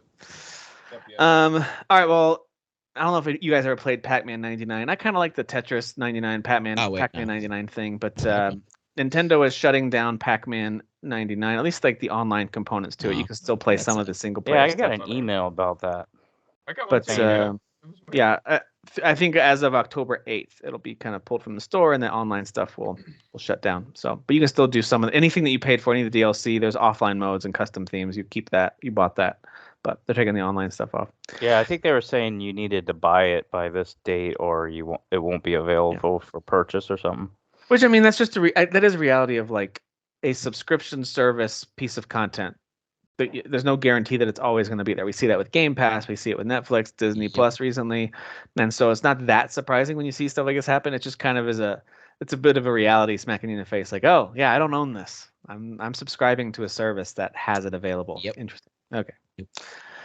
Super Mario Brothers movie, though, on the positive side, is now Mexico's highest grossing film of all time. I know you guys were wondering. Mexico. I know you're wondering. I appreciate that stat right there. I was worried about that. Thank you for. Yeah. The reason that's interesting to me is that it's an animated movie, and it's now made more money than any other kind of movie ever in Mexico. Mm-hmm. That's wild. crazy. That's Of all time, not just this year, all time. Of all time. Yeah, they love their Mario, I guess. Jimmy's gonna go to bed now, by the way, guys. So just, bye, Jim. Thanks, for dropping Jimmy. by. You Thank you so much, Jim. looked really good, man. Yeah. I really liked how you looked. Yeah, thanks for cooking that up. Yeah, no problem.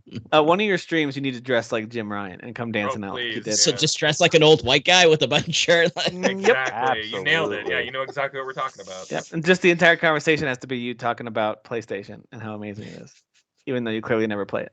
I'll do that. I'll do that. All right. So, Tears of the Kingdom. I don't know if you guys knew this. It's selling a lot of units. Did you guys know this? It's selling a lot of units. Copy and paste. Oh, Even well, the sales numbers are just copy and paste. They're like, well, Dude, not real. but we Ganondorf copy and is a paste it. unit. Ganondorf is a unit. He is a unit. He's That's got true. a unit. Dude is a unit. All right. So it's the fastest selling Zelda's game. gotten it a few times. Go Go ahead. What are you right. watching with your blanket on? What do you? Tears of the Kingdom is the fastest selling game in the history of the Zelda franchise, according to Nintendo. It's already sold 10 million units worldwide in 3 days. Just for a little context so there. Happy. I'm so Like happy. we hear 10 million, like, oh, 10 million, that's a lot. Like, no. That's an insane amount because like they're already catching up to Elden Ring and to Hogwarts and these games that have already had all these headlines about how many copies they're selling. Yeah. I mean, that's crazy. And In that's 3 in the days. first Statistic three- for Elden Ring, like a week. Like it took them a week to sell that many. But that was Yeah, like like that was that. that was like a crazy hit that it hit Yeah, that many. Right. Yeah. Yeah. And Hogwarts, I think, I is would at have never. Hogwarts thought is at Elden Ring 15 would do million, which is like a mega hit. 15 million. And Zelda's like, yeah, we just need 3 days. We'll get 2/3 of that. We caught No up problem. already. Yeah. Wow. Jeez. It's crazy, man.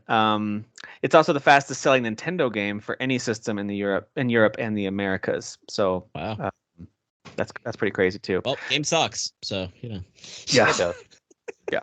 So 6 there you out go. of 10. It's 6 out of selling 10. selling a lot. Zelda's selling a lot of games. Xbox has Stray has been rated by the ESRB for Xbox. So you might be getting that kitty cat over on Microsoft. You're welcome, guys. You're welcome. Thanks, Jimmy. You really are in a good mood tonight. Thank you. He puts on that VR headset. He just feels better. You know, he starts. He's My like, name is guys, how can we make up for the failure of VR2? Well, we'll sell the rights Let's of give- Stray to let's Xbox. My name is Stray. Jimmy Ryan, and I called up my friend Phil Spencer, and he said, "I want that kitty cat game." So I said, "Here, you can have this. Here you that go. kitty You cat can have the pussy, you pussy. Jeez, you goddamn stoner. I was waiting bastard. for that joke. I was like, "There's got to be some kind of Yeah, joke." wait. There it is. There it is. All There right. it is. Yeah, fucking pussy. God damn it. God damn it. Dude, when you insult people like that while wearing a blanket, That pretty much defines Yeah. alpha right there. Yeah. Is that what it does? Yeah. Yeah, that's absolutely. one way to That define really it. adorable Argyle blanket. It's very cute. I like it. It looks good. It's Yeah. better than So- that Cardinal one I was wearing. No. Did you guys ever play Lord of the Rings online? I never got into that MMO. Did you guys ever? No. No. Yeah, the other one, the original one. Yeah, Yeah, I liked it a think lot. it's Probably 12 years old by now, something like that. Maybe more Yeah, than that. it's Maybe pretty 15. Yeah, old. I played it for quite a bit actually. I like that game quite a bit. Yeah, no, had a pretty big following. I think it still has a pretty big player base, I think. But there's another Lord of the Rings MMO in the works by Amazon. So it's early in development, but it's led by Amazon Games Orange County. It's the folks who made New World, which I think has World. had at least relative success and people like it. I know it had some problems at launch, but I think people who have settled into it are enjoying it now. So 2007 is when that other one came out. also, yeah, 16 years ago. Dang. Wow. So there you go, new Lord of the Rings MMO. We don't know much about it. It's early in development, but they have officially announced that they're working on it. CG Project Red had to make some layoffs after rescoping this spin-off game. You guys remember they talked about the roadmap for The Witcher, which included some spin-off games. One of them was called The Witcher Project Sirius. And we didn't really know much about it, but we know it was going to be kind of headed up by that Flame in the Flood team that they acquired. At least I'm pretty sure that's the right team I'm thinking of. Yeah, there it is. The Molasses Flood. There it is. That's the American studio behind that. Anyway, it seems like these layoffs have pretty much been mostly that team. So whatever they were working on, it's mostly affecting them. So it's not like CD Projekt Red is, cutting off a huge chunk of their existing, major staff. It's more of like, hey, we acquired the studio, thought we wanted them to take on this project. It's not what we wanted. We're going to go a different direction. I guess they weren't that serious about whatever they were working on. Good one. There it is. So. Dude, you are on your A game tonight. Because I'm usually pretty harsh with you because your humor's trash. But tonight, Wow. you're doing good. I give He you a likes grade A. He likes your dad jokes and your puns. Keep those going. Keep going. Thank you. We already talked about Assassin's Creed Mirage with its rumor for October, but it looks like people are saying October 12th, October 13th, somewhere in that range. My birthday's October 12th, so sure. Hit me with Assassin's Creed and Lords of the Fallen same week. Why not? October 12th, I'll get you another copy of Dragon Age and Thank you. Sounds good. Appreciate that. You're welcome. Yeah, so it sounds like they're definitely targeting something for this fall, because as we've talked about, Ubisoft, relatively quiet for the last 18 months or so. They really have. It's kind of crazy. I mean, I think it's because it's just been internal strife and stuff. Like there's been a lot of issues with them. All sorts of anger and And then you got the Skull and Bones game that now I wouldn't be surprised if we get news that it's canceled. Like there's something. Is that where you're at? I would agree with you if it wasn't like so far in. Like that would be a really big loss. Then they announced it big time for last fall, and they pushed it back to like early 2023, and now they've just been like, stop talking about it. So just everyone stop. It's weird. There's By something the time weird. it releases, we will all be Skull and Bones. It's pretty rough. Yeah, that's good. Another good dad joke. Like that one. Thanks. Which is coming out first, Skull and Bones or Beyond Good and Evil 2? But Beyond Good and Evil is dead. They just haven't told you it's dead. Yeah, I think they probably have. I'm gonna guess they have decided stop it with all these side projects. Let's bring it into Assassin's Creed and Far Cry and maybe their what's that online one? Rainbow Six. I'm really hoping in Division. I'm really hoping that maybe the Division on mobile. Yeah. Maybe the quietness of them is them going, all right, we've been getting a lot of flack on. They're literally a copy and paste publisher. Maybe they're really trying to re-envision how they do things, how they run their business, what type of games they release. They did it with Assassin's Creed, right? They took a break and then Origins came out, and Origins was back great. with a stellar reboot of that franchise for sure. I mean, who knows? I wonder, is Avatar still happening with there's lots of question marks I have with Ubisoft. We'll see what happens. James Cameron would not let Avatar not happen because he's going to advertise it. This is the greatest water you have ever seen in a video game. Just the best. He will say that. Yeah. And he'll say you should keep playing it nonstop. Don't take breaks. P breaks. Yeah. It's an MMO. Actually, James, it's not. It's an MMO. It never. It is now. I'm always looking. Now. I'm always looking.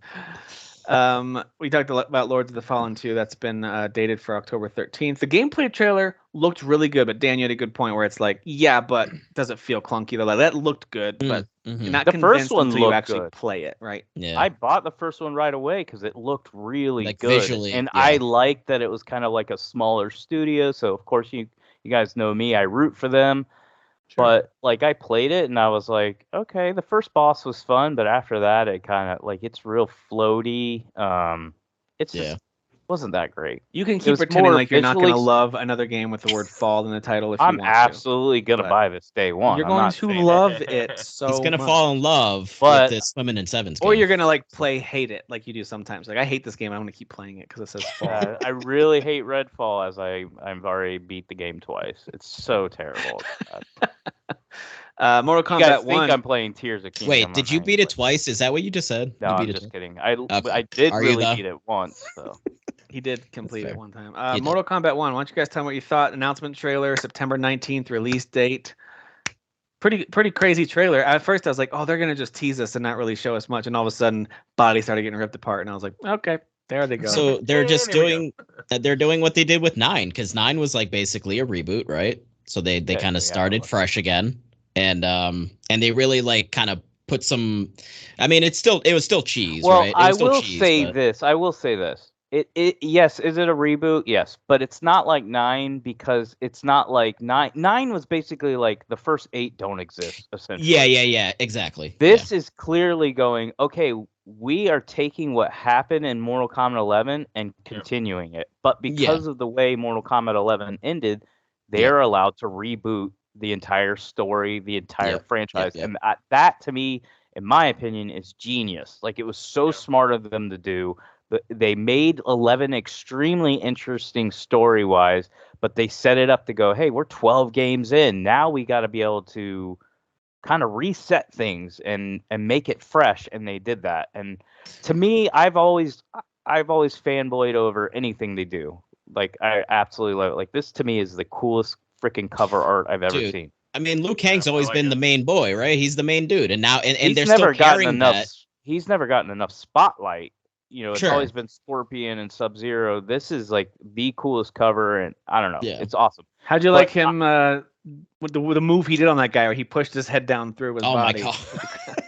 Well, I was gonna say, like, I feel like this was just stabbed him and be done. What was that? This is the coolest trailer they've ever done.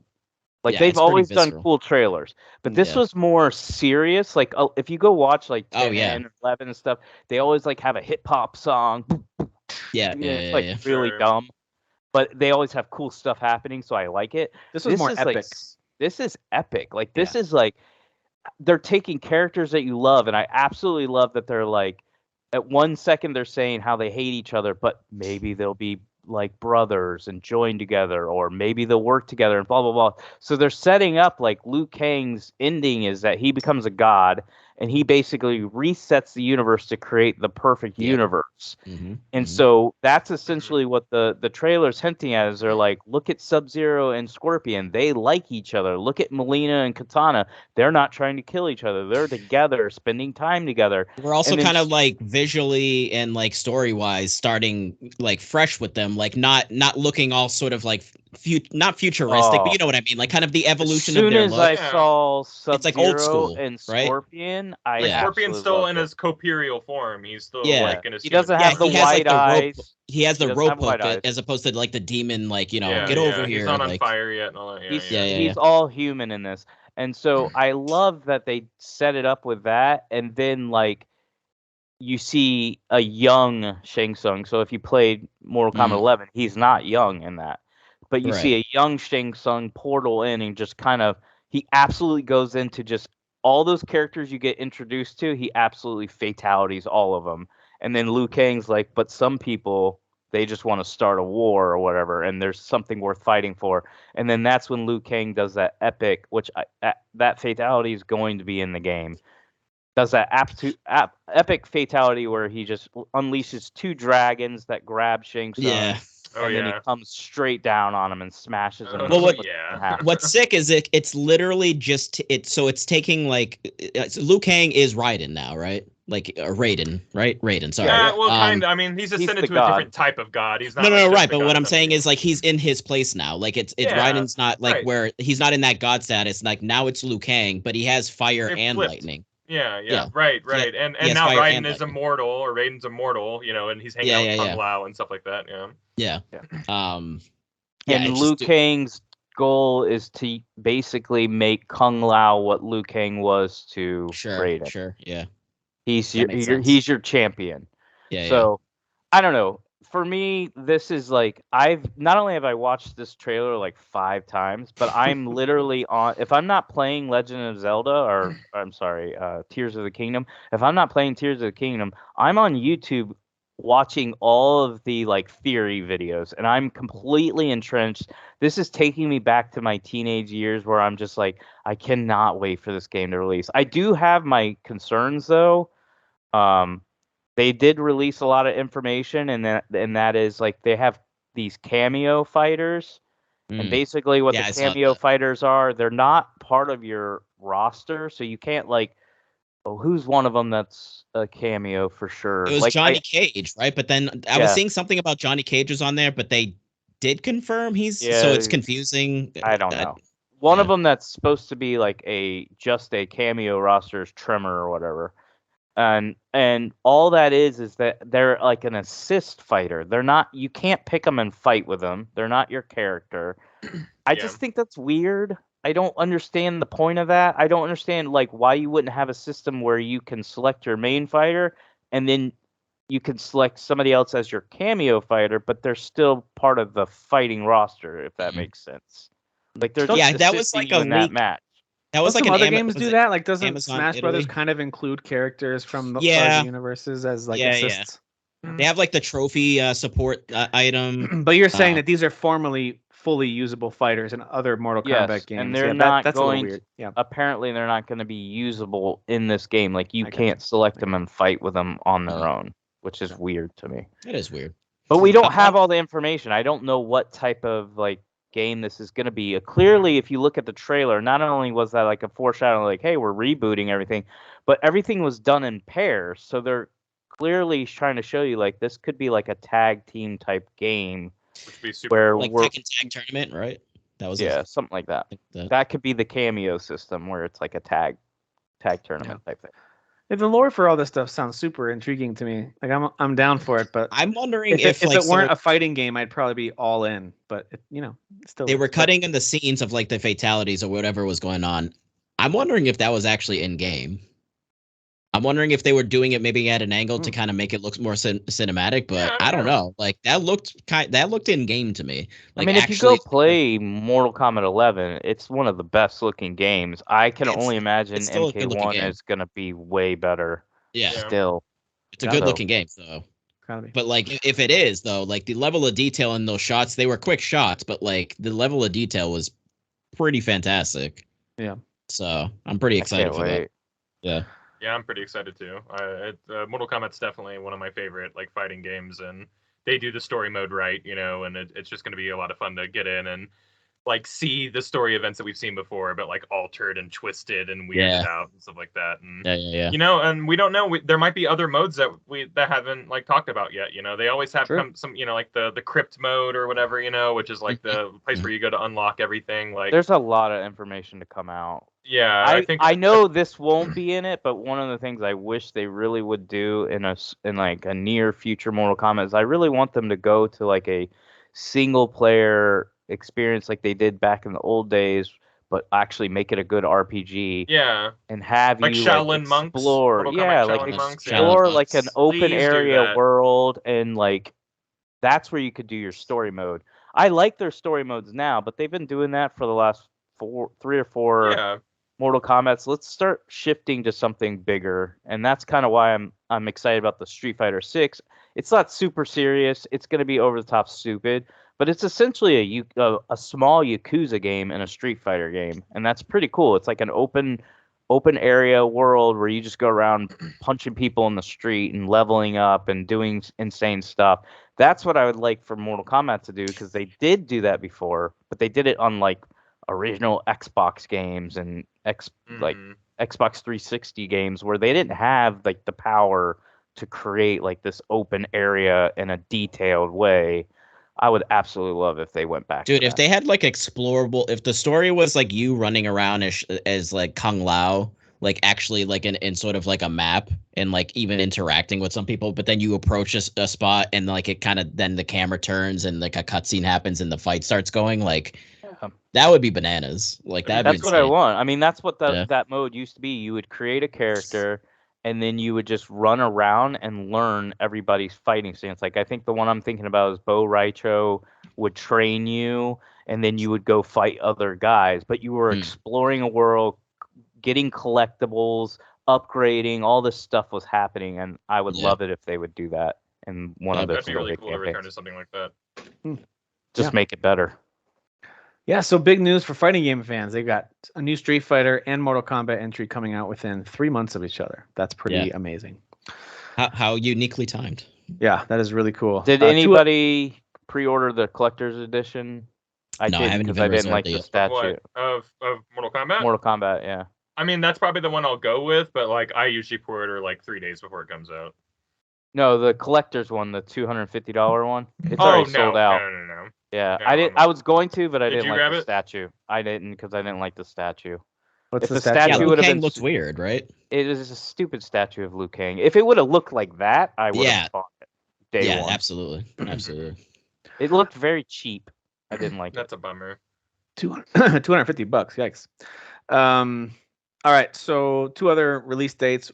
One of them, Jeff already mentioned earlier. AEW is slated for June. I think that is official, right? I think that's officially announced. Yeah, that's not a rumor. That's official. Okay. So that's coming out in about a month. And then Telltale's The Expanse, their episodic series, will launch on July 27th. Nice. And then they'll release a new episode every 2 weeks following that. So it should be in full. The full experience should be available by the end of September. So, or, first week of October, or something like that. I'll jump on that. So there you go. It's been a while. I miss a good Telltale's game. Yeah, It's been a while. Yeah, same. Looking forward to that. All right, so let's talk about any updated impressions, new adventures, Legend of Zelda: Tears of the Kingdom. What do you guys? And then we can talk about anything else that you're currently playing. But let's talk about Tears of the Kingdom a little bit. How far are you guys? Updated thoughts on this apparently well-selling game? Yeah, I guess. Yeah, DLC be DLCing, you know. It's DLC and out DLCing everything else. I still can't see my time. I think I'm like 40 plus hours into this game. I beat the 3rd temple, not dungeon, temple last night. We got temples. I got the Master Sword. I got the dude. Can we just real quick the way you get the Master? Holy shit! Yeah, that is cool. so cool. It's pretty So cool. Yeah, it's pretty cool. I definitely can't wait for everyone else to experience that one because that one was very just cinematic and badass and cool. I think they did it way better than they did it in Breath of the Wild. I thought Breath of the Wild was kind of like it was more subdued. Breath of the Wild was just like, hey, figure out how to get through the woods, forest. Yeah. And you just have to have 20 hearts, or I think it was. It was a little anticlimactic getting it in Breath of the Wild. I was like, oh, cool, I have it. Yeah. This is it definitely feels like a big thing. Better. One, and it's nice that like you can like go pretty quickly at the start of the game. Like if you want to go really before you even complete like a main mission, like one of the temples, if you will, like you can go get that sword if you want to. So it's not start grinding. Whereas some shrines, like it feels very end gamey, like in Breath of the Wild. Like it's like I don't know. It's cool that you can have it for almost your entire adventure. You just have to complete a good number of shrines first, right? Before a healthy amount of them. Yeah. It's not even that straightforward because you're thinking because I was like, all right, I'm gonna go towards the woods. I'm wondering if that's where I need to go. And when you go in that direction, it's not just simply you're going there just like you did in Breath of the Wild. There's more to it. To me, and without spoiling it, if you're not following a guide, like you would have to literally just explore into it. Like, like you said, you're using logic and you're going, okay, it's probably in the woods. You're not wrong to assume that. Right. But the game's like, we already know you're going to assume that, so we're going to block you. Yeah. So they do a really good job of like hiding it to make it seem like it would be something that would take forever for you to get to, or encourage you to explore to get to it. But I don't know, like the way I fell into it, and then I was like, because it's a side mission or whatever, but I never accepted the mission. Like I never talked to anybody. I just ended up in the spot, and I'm like, I'm doing the mission now. Mm-hmm. And then it didn't update until. Did it say that you beat the mission when you beat it? Yes, it did something. It was after I, without spoiling it, I spoke to somebody after I did stuff, and they were like, all right, here's your mission. Here's the next step. And I was like, like I had skipped the first half of the mission. That's interesting. I did it my way. So I did it my way. I did.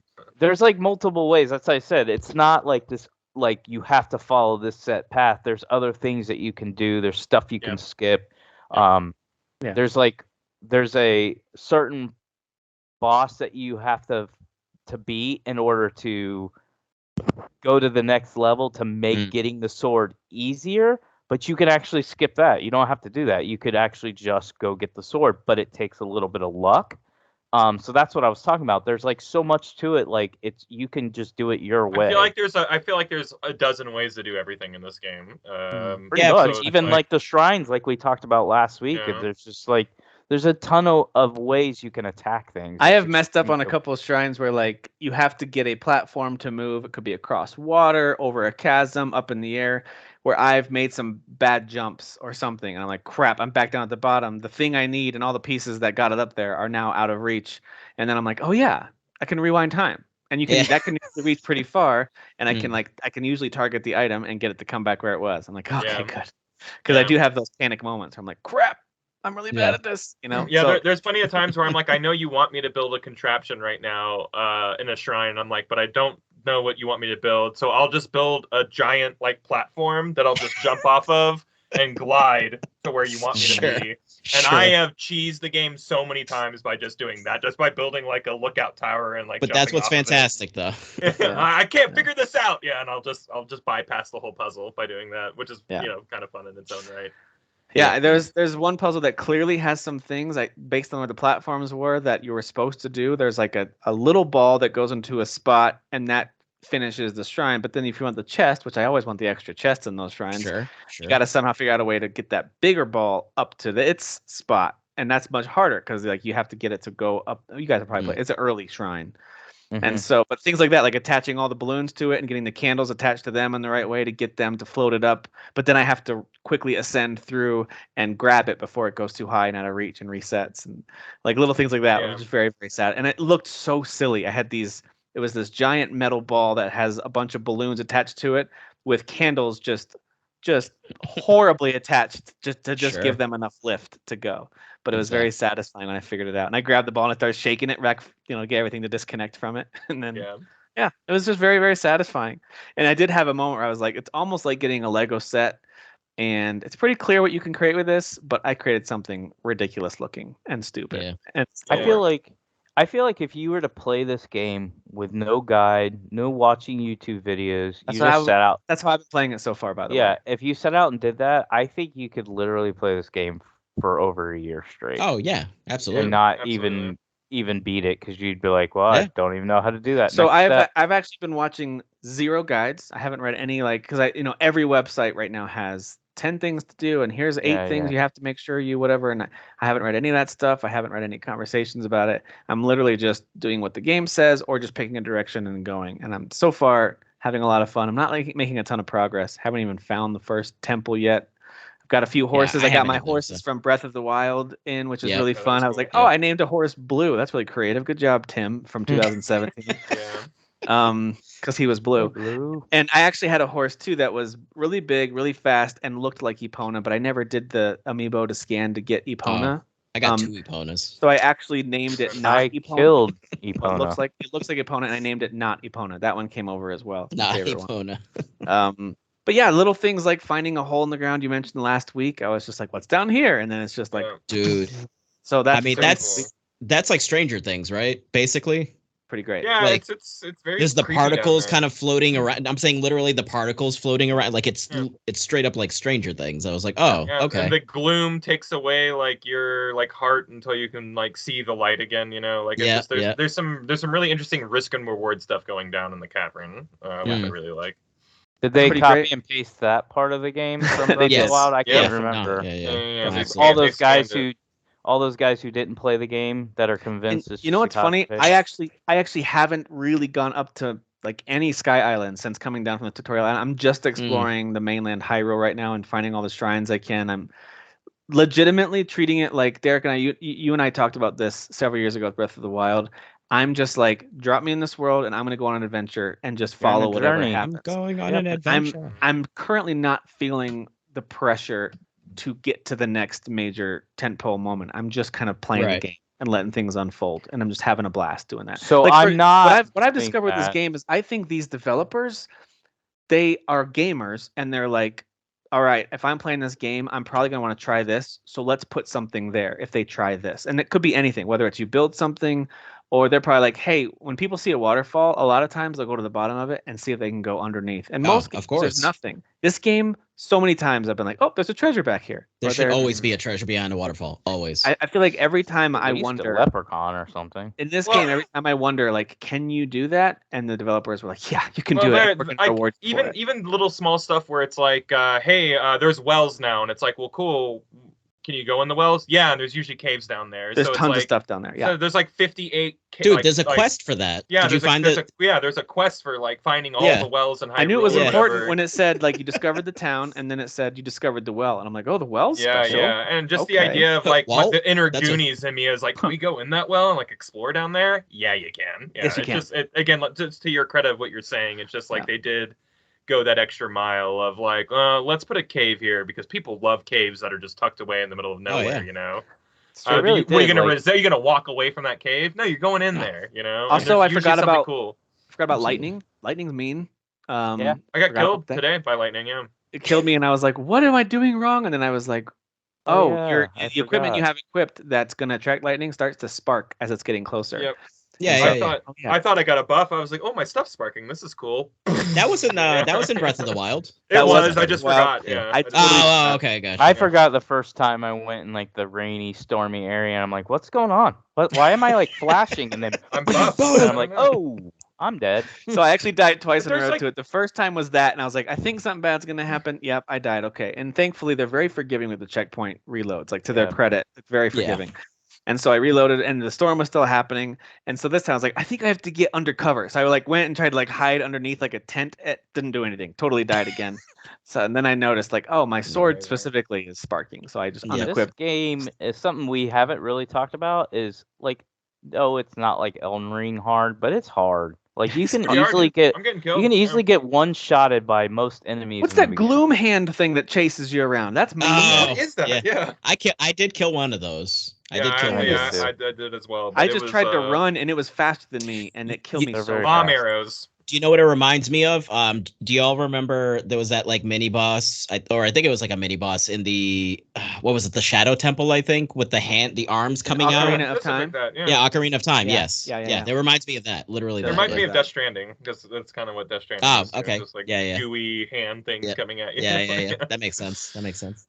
So yeah, what I was gonna say, real quick, I'll sorry, and then I'll No, go let ahead, Kyle go ahead. speak. But like, all I was gonna say is like, I played Breath of the Wild like that, Tim. I'm obviously playing this a lot. I'm like 40 plus hours in, but I'm being more mainline, and I am watching videos and stuff like that because I was telling Kyle and I have been chatting. We're like, spoil away, tell us what you're doing, what are we doing, like all that stuff. And so I told him, I said, look, I want to play a lot of this game, so I want to experience a lot of it, but I feel a little bit of pressure because I'm like, in 3 weeks, 2 huge games that I really want, and I don't want to have like 3 games on my plate at the same time are coming out. So I am Diablo trying and to Street mainline, Fighter. yeah, I am trying to mainline it a little bit, but I'm not rushing too much. Like I'm still feel like I'm exploring a lot. Yeah. Because yeah. The amount of even stuff when that I'm- you tell me about, because I'm the explorer out of the two of us, but you'll still share something where I'm like, I don't know what you're talking about. Yeah. I'm still like So, like, going all over the place. It's impossible to not run into things as That's you're what I'm just saying. like trying Yeah. to mainline You're stuff. gonna like see you were even something and saying, go, Tim. oh, let's Pick a- veer off here. Oh, of Pick course. a direction, Of course. like Yeah. when the amount of times I told Derek I was like, "Hey, I'm doing this today," and by the end of the day, I'm like, "Didn't get to that, buddy. I got Didn't even do sidetracked it. I saw all like day." 20 things. Yeah. I'll tell him my goals, like, "Hey, this is what I plan to do today." Hey, I didn't get any of that done, but I did Well, find even- I did find a bunch of people who are worshiping a fortune-telling chocobo, so that was pretty not chocobo, but Hmm. Kuko or whatever. Ah. Which is not a mission. It's just like random people just standing out in the middle of nowhere, and like it's just the things that you run into or find out in the middle of nowhere. Even though it doesn't lead to a mission, there just might be some kooky NPC dialogue going on there. And I'll stop and listen every single time because why not? I've actually Like- shifted. I was gonna finish the game before 16 come out, and now what I'm doing is I'm just gonna like basically prepare myself for when Frick, I circle forgot back about around. Final Fantasy 16. Yeah, I'm gonna circle Mhm. basically back around to Tears of the Kingdom after I beat 16, and I'll just be like beefed up. You know, I'll have X amount of hearts and the stamina, and so like I'm not gonna point. touch the story at all, like I did with Breath of the Wild. Like I'm just gonna do whatever and then kind of circle back around. So. I have a Speaking of feeling I'm gonna. story, go ahead, Kyle. Oh, I was just gonna say I have a feeling I'm gonna do what Dan did with Breath of the Wild because I just finished the second temple today, and like that might be all I get to story wise before all these other big games come out, and I'll have to loop back to this 6 months from now or 8 months from now or 2 years from now and beat the rest of it. We'll see. Yeah. But I can see myself like pausing on the story, because there's just so many things I want to do. I have the whole map uncovered now. Like I want to do all the side missions now.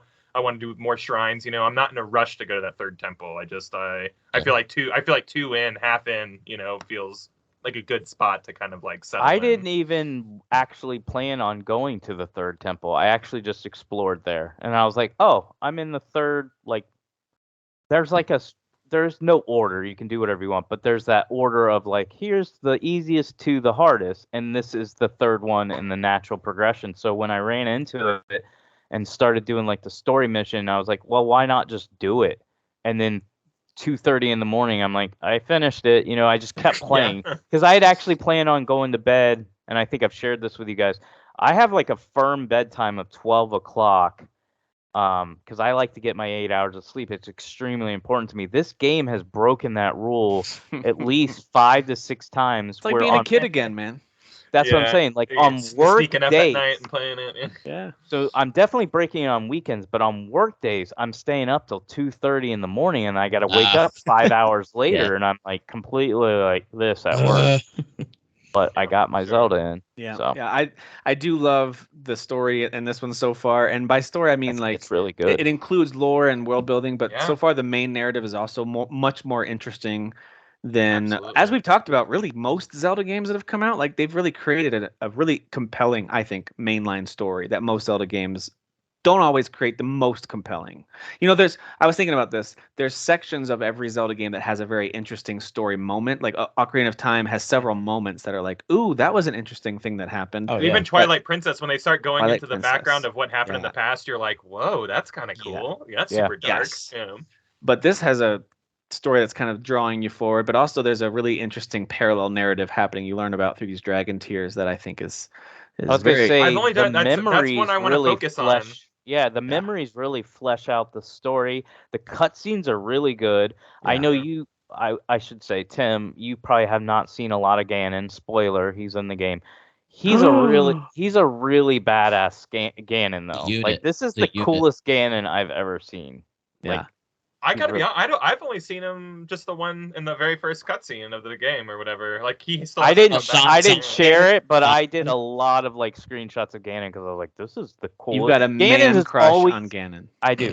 They made him sexy, guys. They did. Yes, Ganon has always been this ugly, like terrible looking villain to me, and this is the first time I looked at him. I'm like, this guy's badass. He looks like he's straight from Street Fighter, something like a badass, like big buff. Street Fighter type character. Yeah, he does have a Blanca look about him a little bit. If you play Street Fighter, you'll know exactly who I'm talking about when you see him. Like really, like when he turns into his form, like you'll be like, "Oh, that's a really cool looking villain." You know who Blanca is from Street Fighter, right? The green guy with the orange hair. Yeah. He literally is green with orange. Okay, whatever. No, this is different, is what I'm saying. Okay, fair enough. No, I'm very excited to continue. By the way, the NPC dialogue is well written and cleverly. Yeah. Like it's just cleverly paced. Like every character has something interesting to say. It's well translated. Like the localization is brilliant in this, and that's something that you don't usually appreciate until you see it done super well like this. The characters are quirky. Yeah, there's some truly like funny moments. Like I stumbled upon some place where like everyone's just kind of hanging out in their underwear, and everyone is really bothered about it. Like they're like, I don't know why they're doing this right now. They just came here like this, and it's like, and again, it's not a mission. You're just talking to people in town or at a stable or whatever, and I just love going in there and getting like a different vibe for every area that you're in. When they're complaining about something going on in that area or about another character or something. It's fun. It's a good time. Yeah. There's a pony point system where you can unlock a special thing with your horses. But yeah, and buy PlayStation 5 with your pony points. Yeah, sure. Took me a second, but I'm with you now. Yeah. Thanks, Jimmy Ryan. Thanks, but yeah, this is a fantastic game that has so much depth to it, but also like breadth to it. You can go like any direction you want, and literally can go deep underground or way up high in the sky. Dude, I don't know how they made this game. I don't know how it exists, and I'm going to love. 16 gigs, Tim. I don't 16 gigs. I don't understand that at all. But it is so good, and Time and space compression. what I like about it too is I don't feel the need to be like, all right, I can't play this until. And some games are like this until I have like a at least 90-minute to 2-hour block of time minimum. Yeah, you can just chip away at it. Some games are like that. You're like, I have to have a block of time to sit down and play it. And this one, you could literally sit down, go do a shrine, just kind of like, hey, I'm just gonna ride my horse around a little bit, see if I see anything, and then I'll put it back in sleep mode. I love that. It really allows you to do that. And I definitely have had my Switch because I bought an extra dock for when I'm streaming, so I don't have to like unplug the other dock and bring it over from the TV in here. And yeah, I definitely have had it plugged in while I'm working, and maybe a shrine or two here and there. Maybe. Yeah. So my son's way farther than I am. I don't know if he's quite as far in the main storyline as Derek or Kyle are, but he's unlocked a ton of stuff because he's just exploring. He's been up on the Sky Islands a ton. He's got all these different contraptions he's built with rockets and the gliders and dude. He's like, dude, Dad, watch this, and he'll just like launch way into the air and just like show me how fast he can go. And I'm like, I suck at building. I found a square platform. It was like half built already, but it was a square platform, and then there was like extra batteries that you can attach to it, and it had the steering stick thing on it. Yes, and then the fans. Yeah. So basically, it was just That's like what a he was hover. showing me. It's like a hover vehicle. He was like hovering all over the place. Yeah, that's cool. It was insane. I do want to say the rocket add-on is crazy too, and he was showing me some of the rocket stuff, which was fun. Go ahead, Derek.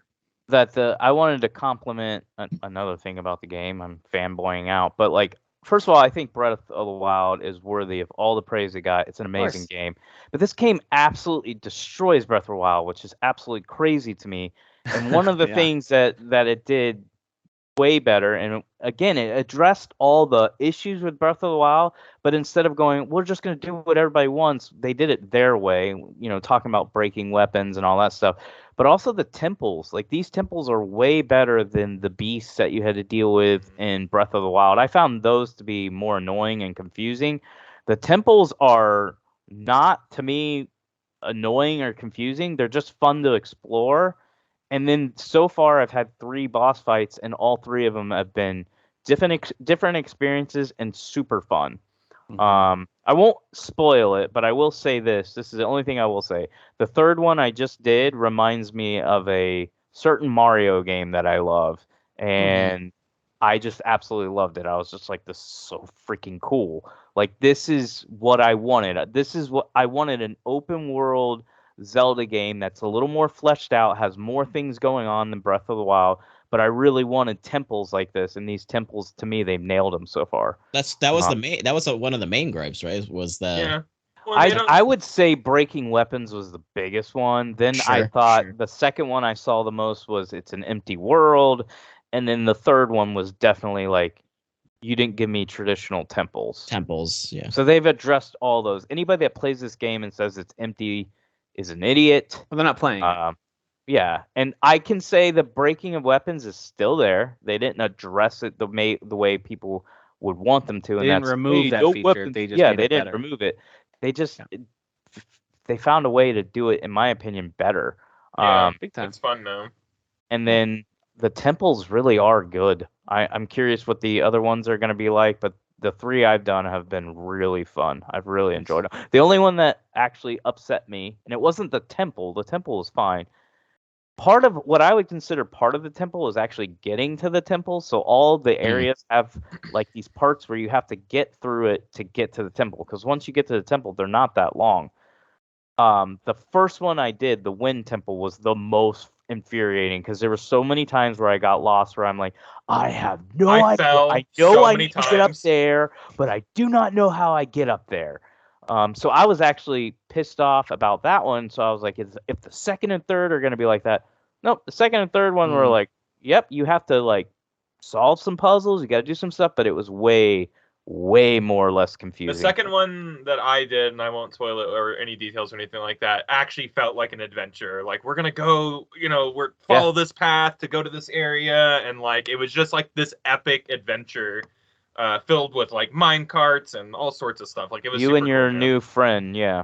You always have like a buddy when you go like to a temple, which is really cool. Just like you did in the last game. Like, there's always kind of like a species hero, Yeah. And all 3 of them I have met have been super fun and super cool. Yeah, I've liked them all. Yeah. Hope we get amiibos of them. Yeah, We will. yeah. This is.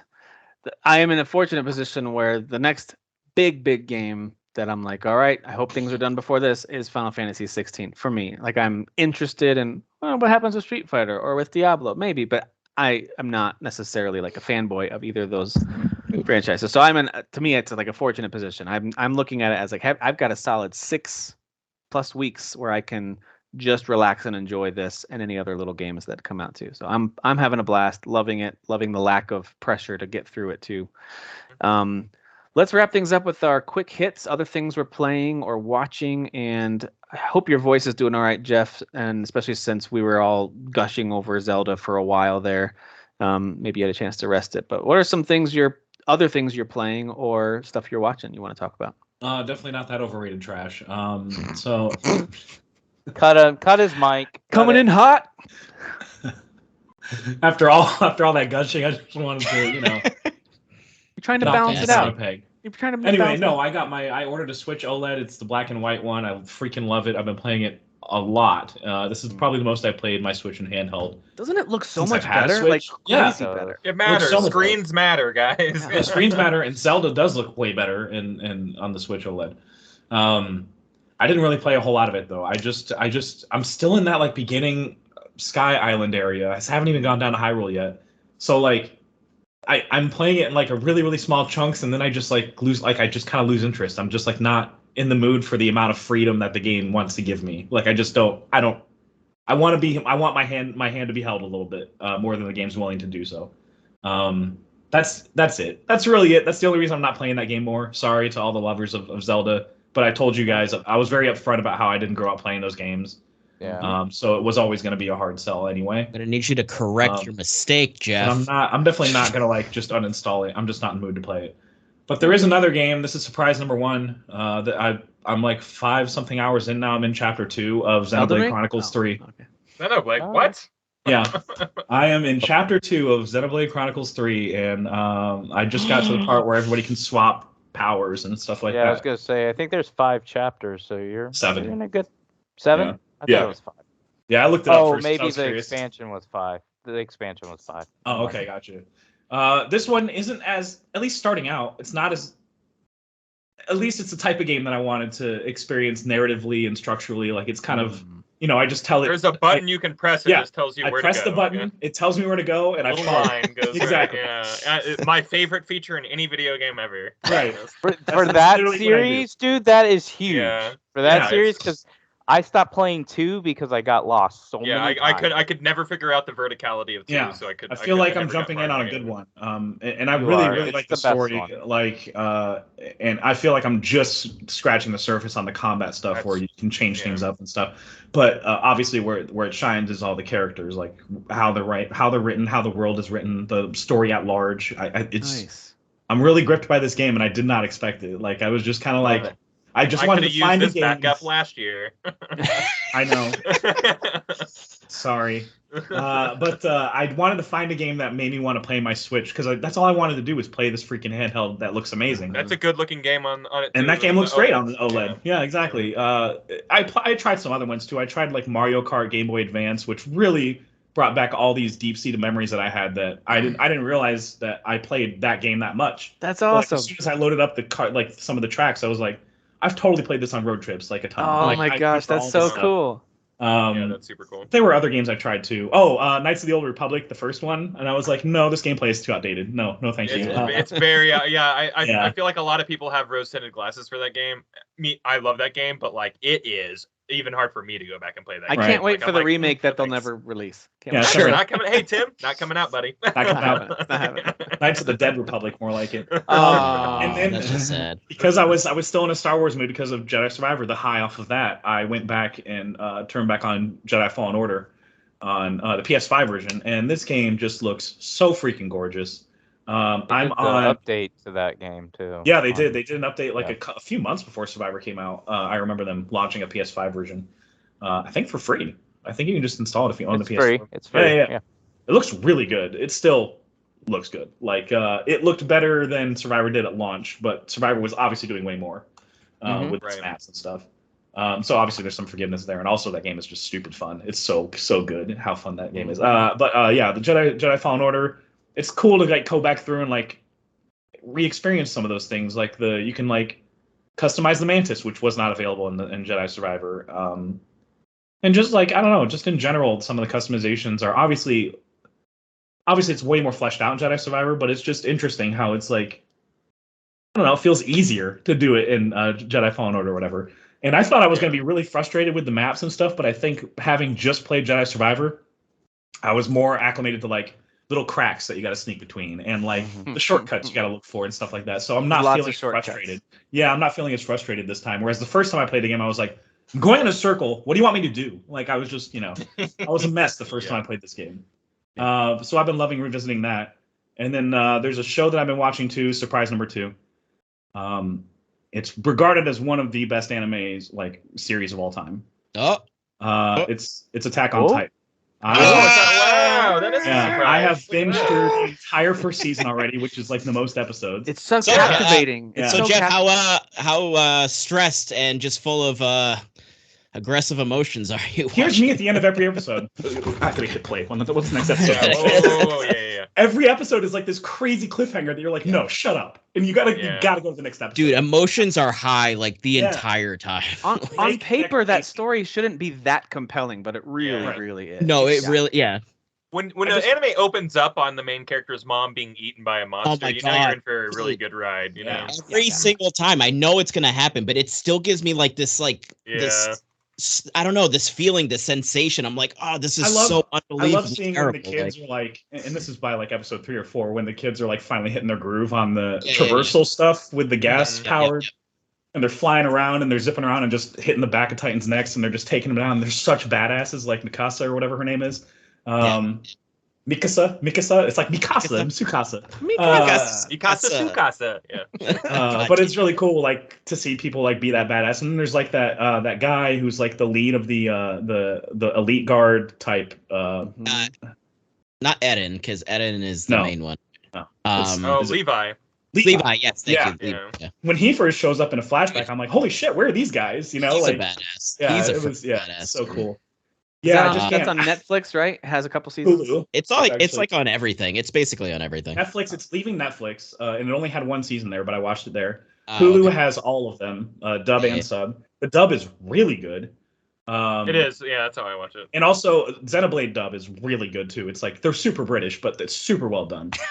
Very British. You're right. Yeah, every single character, even like the little tiny animal things. They're like, "Hello, do this, governor." It's kind of like how I like to cook. Every Jedi Survivor character is from the Old West. They're like, partner. It's like what? Oh, what? Fancy meeting you out here.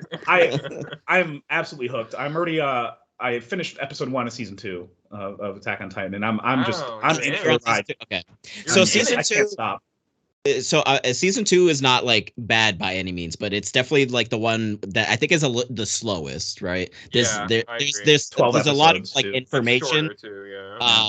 But yeah, it's like it's kind of like you learn a bunch of things, but it's definitely like slower, and then it like kind of ramps back up with 3. So yeah, and we're also waiting on where are they now? Is it part 2 of season 4? Final season. I think we're all waiting on like the final episode to drop. That's it. Okay, so we are still okay. I wasn't sure. Part 2 of the finale. October is the part 2. Okay. Yeah. And that's season 4 or no? Is that season 5? I think it is. Yeah, part I think of it's like 4. collectively season 4, but they kept being like, oh, another part. Season, but there's been 3 parts. They're kind of doing Samurai Jack is a little different because that was like years apart, but it was kind of like that where it was like you'll get them when they're ready. Just shut up. Yeah. Yeah. It's kind of like that. We're gonna make this final episode into 3 seasons. Like what? Well, it's funny because they said final season, but like they said it's going to be X amount of episodes. I was like, well, how the hell are you going to squeeze all the? So people like fans were concerned because it's like, are you just going to like completely omit like a whole bunch? Because there still was like a decent amount left to tell, but then they were like, no, we are doing a part 2, and it was like, all right, so. I read somewhere that the final episode is going to have to be like 2 hours, 90 minutes to 2 hours because there's like so much stuff that they haven't touched on yet. Yeah. I'm really excited to get more into it. I just love the lore and like the pacing. It's so is interesting. Just insane. It's so interesting, and the world building never stops. Just as soon as you realize that, like, or as soon as you think that you have an idea of like kind of what's going on, bigger picture, the picture gets so much bigger. You're like, I don't know how to keep Yeah. all this in my brain. But Yeah. it's not like Evangelion where like I watch those movies and I'm like, what the hell's going on? I got to Wikipedia while I watch the movie. No, and understand it. Evangelion is Like, very abstract and weird. Yeah. very. I still love it, but it's high but art. this is definitely like explaining it to you in layman's terms, so you can kind of follow Yeah. along. And my favorite part is always the infographic at the halfway mark of every episode, where it's like for public use or Jeff, whatever. are you on the edge So of your cool. seat about the basement? Because they bring up that basement. they They're like, still the haven't gotten there basement, yet, guys, but, right? yeah. The basement. What's going on with the basements? And he's The just basement. there's just gonna be every episode that shot of the key around his neck, and he's like, I gotta get Yeah. to that cellar, and I'm like, yeah, you do. Can you go? Yeah, come on, buddy. It's like the Hurry up. hatch in Lost. It's like, what's in the hatch? Yeah, right. Yeah, exactly.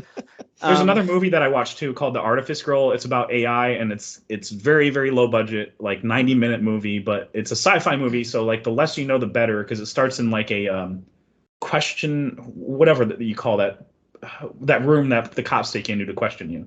Interrogation room. Interrogation. Yeah. And it's like just like really compelling back and forth dialogue for like the first half hour of the movie, and it's like they're tackling these really big ideas with AI and how they can use it to benefit society in like really dark ways.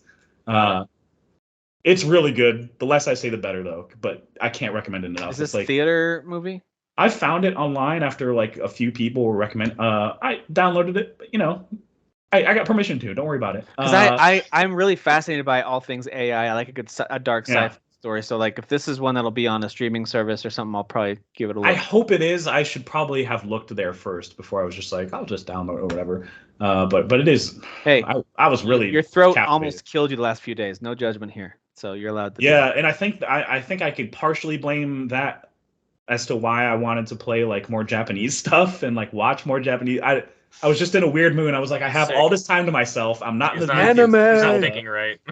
What do? I want to do something interesting with my time. Kyle, sick, what else? What other animes can we make Jeff watch? We should. Right, think of yeah, some why other he's in one. this mood? Yeah, just Attack on Titan. Yeah, I'll focus on that. Stick with that one. Stick with that one.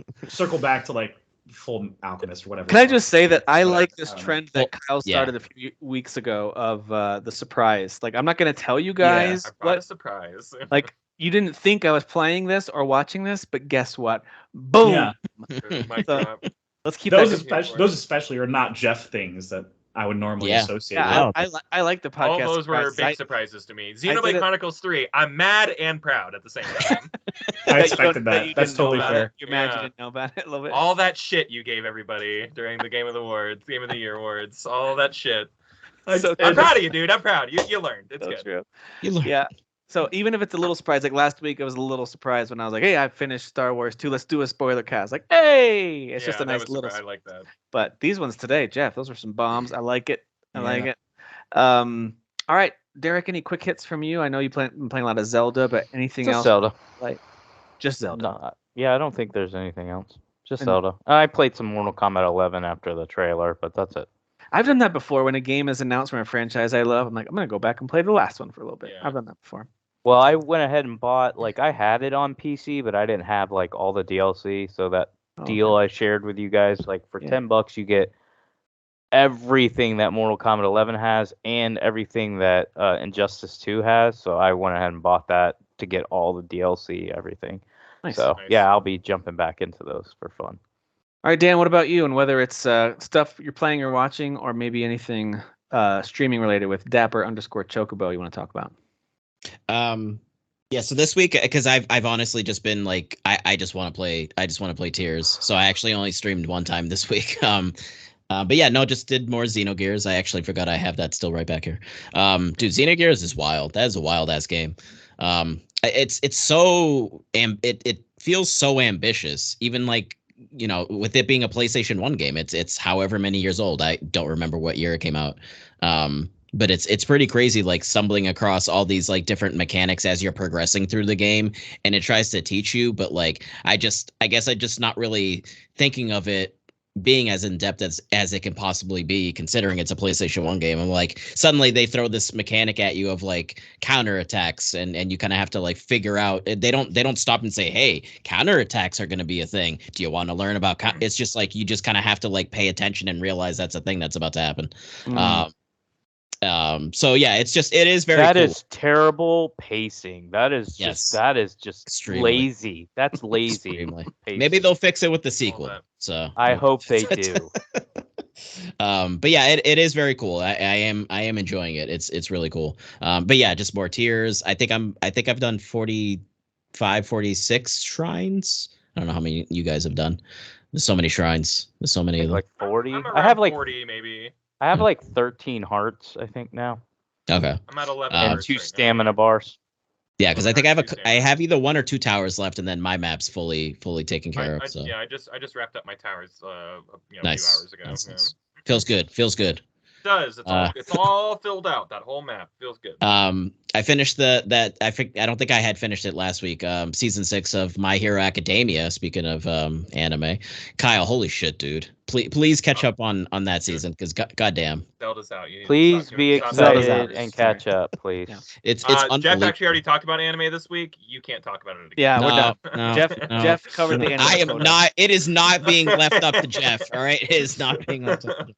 Jeff is now so- the resident anime guy. Yeah, I'm the anime expert. Yeah. Okay. Emotions are high. Emotions are high on this season, Kyle. So I'm really excited to get to it. Yeah, I'm Yeah. a couple seasons behind, sadly. But How I will often get do there. you weep while you're watching anime? Depends. Depending on the anime. Yeah, it depends on the anime. You ever watch Chobits? It'll make you cry, dude. Because every time he says emotions are high, like, does that mean you're weeping? I actually genuinely did back on Naruto Shippuden, because it was a specific scene involving Naruto, and like his whole thing is like his parents were like killed at one point, and like you kind of get like this whole moment in the story, I'm not going to spoil it, where like he basically kind of gets sort of like a little bit of relief revolving that, and he's kind of like saying some stuff, and he's kind of crying because he basically got treated like shit because of the position that he's in and sort of the power that he has, which wasn't his So fault. You kind of cried. Yeah, a little bit, just a little bit. But I that like how was- Derek's thinking like emotions. It's one or two things. Either you have emotions, that means crying, or you have no emotions, that means not crying. It's just those two. It's Yeah. only those two. When things. when no layers. speaking of Dan, yes, yeah, absolutely. He's either crying or not crying. So if he says emotions are high, that means he's weeping in a corner. But also speaking of crying, tears of laughter. What is this? Succession, right? If I'm saying that correctly. Yeah. That show is what the hell is like, that show is So absurd. good. I'm about to finish the first season, but Oh, cool. Jeff, do you remember Dude, the they got like episode? 2 weeks left. I think you'll be in a good position to binge watch it Yeah, by the time, in like 2 weeks or whatever. but so I'm on the second to last episode of the first season, and there's that whole thing where they go to that like underground party thing where it's just kind of like, well, everybody does whatever, no one says what they're doing. It's like maybe sex stuff is happening, maybe it's Rich not. people, dude. It's rich And people Tom hooks up with that chick, and like she does something to him, and then like some like bodily fluids are exchanged. okay. Okay. and he's just like, yeah, dude, this whole thing's crazy, man. I totally swallowed yada yada, and he's acting all normal about it, because he's like, Is he everyone- bragging about it to Greg though? He only tells Greg about this stuff. He brags about it to Greg, and even Greg, who's like the most awkward human being in the entire universe, is like, I don't think that's a thing, man. I don't think that's a thing, Tom. And Tom's like, no, it's totally a thing. I've seen it online. It's totally a thing. And then when they're about to leave, because it's like the next morning, and they're like, so I heard you swallowed your yada yada, and he's just like, yeah. But like his face, like there's some slowly, stuff in the finale that happens that you're like, what? So I mean, yeah, but you're like almost funny, there. or like Just shocking in general. Like it kind of comes out of nowhere, well, and I would assume and it's you're like, escalated.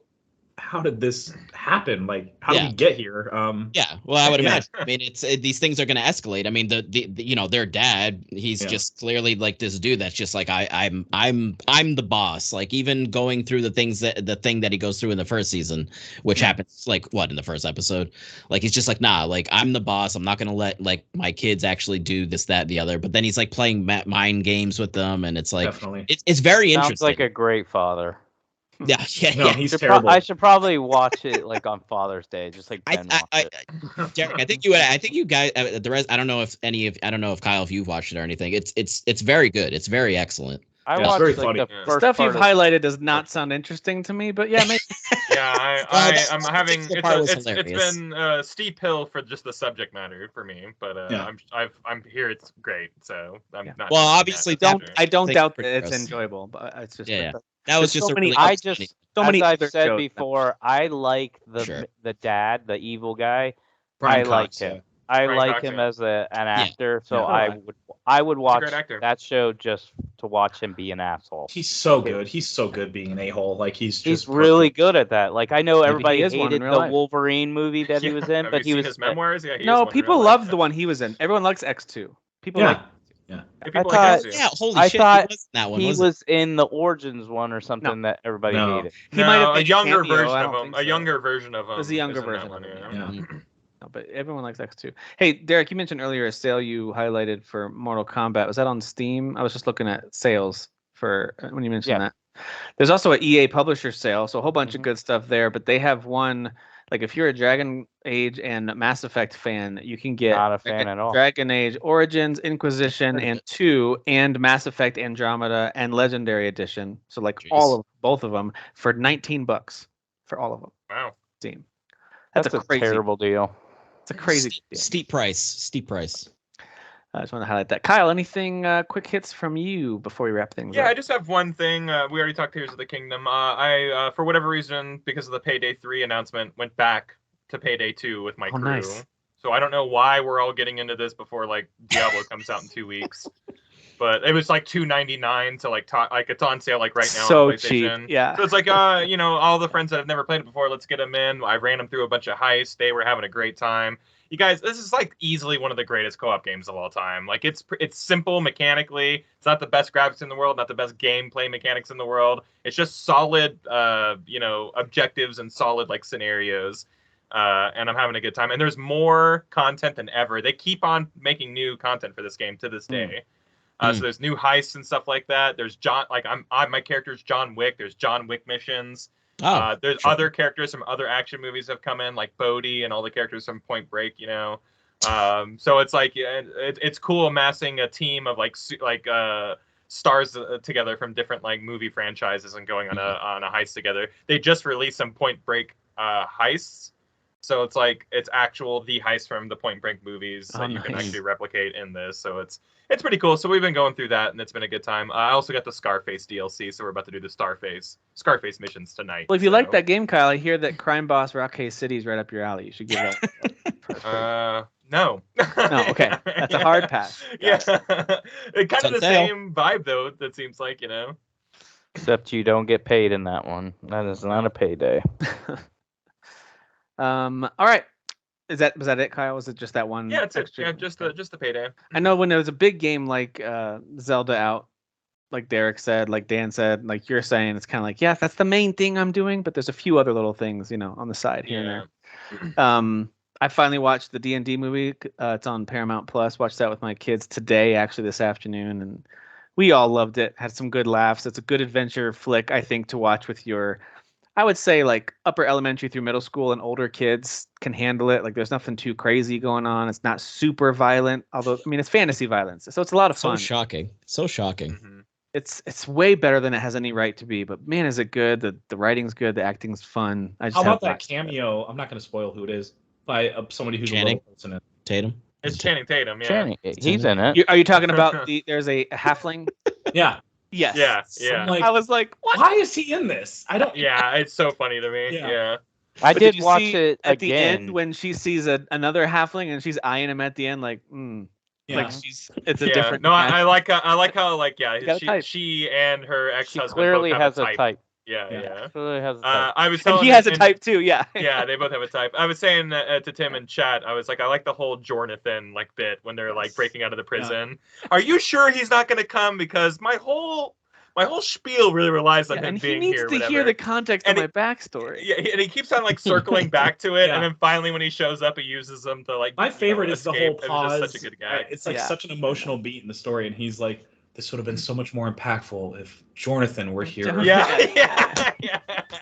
I He's just the my, way that like he'll, my like, kids sock died his laughing when backstory, yeah. as they're escaping. The guy was like, "We just approved your pardon." Like, Yeah, I like yeah. the black lady that like as he's getting something's happening to him, he's like, "Oh, Jonathan," Yeah, and she does it like Jonathan. multiple times in the movie. And I watched it a second time. I absolutely love that movie. I think So I'm gonna good. actually buy the 4K Dude, I feel like disc. Chris Pine got to just like be himself and have Chris fun. Pine was very fun in this movie. Same thing with his Star Trek role. You're just kind of like, you kind of let him. I was gonna say smarmy I self. like him like I like. He's not as good as Ryan Reynolds to me, but he is like a Ryan Reynolds to me, Yeah. where it's just like I think Yes. that's him. Natural Like, charisma. That's The Natural first yes. charisma. time I Let wasn't rolling let my eyes Chris when Pine Michelle be Chris Rodriguez Pine. was on set. You know, Yeah. She was so like, she was fun. actually funny in this. You know, And by the way, believable as someone who could destroy anybody. Like she's believable in that type of role. Like She was a sometimes good you watch barbarian, something. Yeah. Sometimes you watch something like we were watching Chuck, and the girl who plays Sarah just doesn't have a look or vibe at all of someone who could beat up anybody, let alone a whole bunch of big henchmen. And yet Yeah. she's doing these little karate chops to their neck, and they're like being knocked out. And it's hard to Yeah. buy. It's really hard to believe. But you watch Michelle Rodriguez do it, and I'm like, yep, no, she could kill Yeah, people. she's No problem. Yeah. No That's how she problem. started. Her first gig was like a boxing Beating the movie crap or out of whatever. Yeah, Oh, she's gosh. she seems legit. I liked her a lot. So that was a lot of fun. I'm watching through Better Call Saul. I actually have seasons 5 and 6 that I had yet to catch up on, and now they're all on Netflix. So I am Yeah, they are. halfway through 5 now, and I love this show. I'm probably gonna, when it's over, I'll probably go back and watch Breaking Bad again, just because it's got me all in that mode again. I Sure, love all of it. I love the whole world they've created with those shows. So absolutely loving it. Can't wait. But I'm not in a rush either. Like I'm kind of sad at the idea of finishing season 6 because I love living in that world. But absolutely love it. And then the other game I'm playing that's been distracting me is V Rising just launched their Secrets of Gloomrot update, and this game was already a blast, already super fun. If you're not familiar with what it is, it's an action RPG, kind of isometric. Think like Diablo, but it only has keyboard mouse controls, which is a huge bummer. There are apparently mods, or there's some kind of settings you can turn on controller support and kind of like activate it yourself and do some manual stuff. I just think the developer needs to add full controller support. They just need to do that and make it an option. That way you can play it on Steam Deck too. This is a Steam Deck game that is not on Steam Deck, so it's crazy to me that it's not. Yeah. Interesting. But they added a whole bunch of cool new features, including these new gems you can add to your spells, so you can really beef those up. They kind of adjusted some of the bosses so they make more sense in certain tiers. And then they give you a whole bunch of new crafting items. So I've already created the multi-level castle, and that's a lot of fun too. You can have like multiple floors to your castle. And you can build all that stuff yourself. So I absolutely love it. It's got some of the grinding of like collecting resources and all that, but it also has this sense of adventure. You go out and just uncover new areas. I got a horse, so you can just steal any horse you want. You can just mount it, and it's now your horse, and it shows up on your map. You can always go back and find it. So yeah, I'm having way too much fun with V Rising. That game's amazing. Horse thievery. Yeah, that game is so fun. So, but that's it. I think that's all we got for this week. Might wrap it up not that much earlier, but a little earlier than usual. That's not too bad, right? Yeah. I mean, we can talk about Mortal Kombat for another hour if you guys want to. I think we're good. By the way, Dan, I love that thumbnail you put out. So well done. A lot of Zelda, a lot of Mortal Kombat. It's been a good week. And by the way, next week there's other games that are coming out for sure. There's some smaller ones we've talked about. I know Jeff and I are excited for like Convergence, and there's a few other games. But also Sony has a big presentation, this hour-long presentation. Yes. So we'll have plenty of news to discuss. 45 minutes of VR. Or maybe I was going to say, or maybe we won't, Tim. Or maybe we won't. Maybe that'll be a footnote in our headlines. But By the way, Link is going to be in the Switch version of Mortal Kombat 1. I feel like he fits perfectly really for does. that style. That would be actually kind of amazing. Miyamoto would never allow Link to be disemboweled by subs. It would never happen. Not in a million. Hey!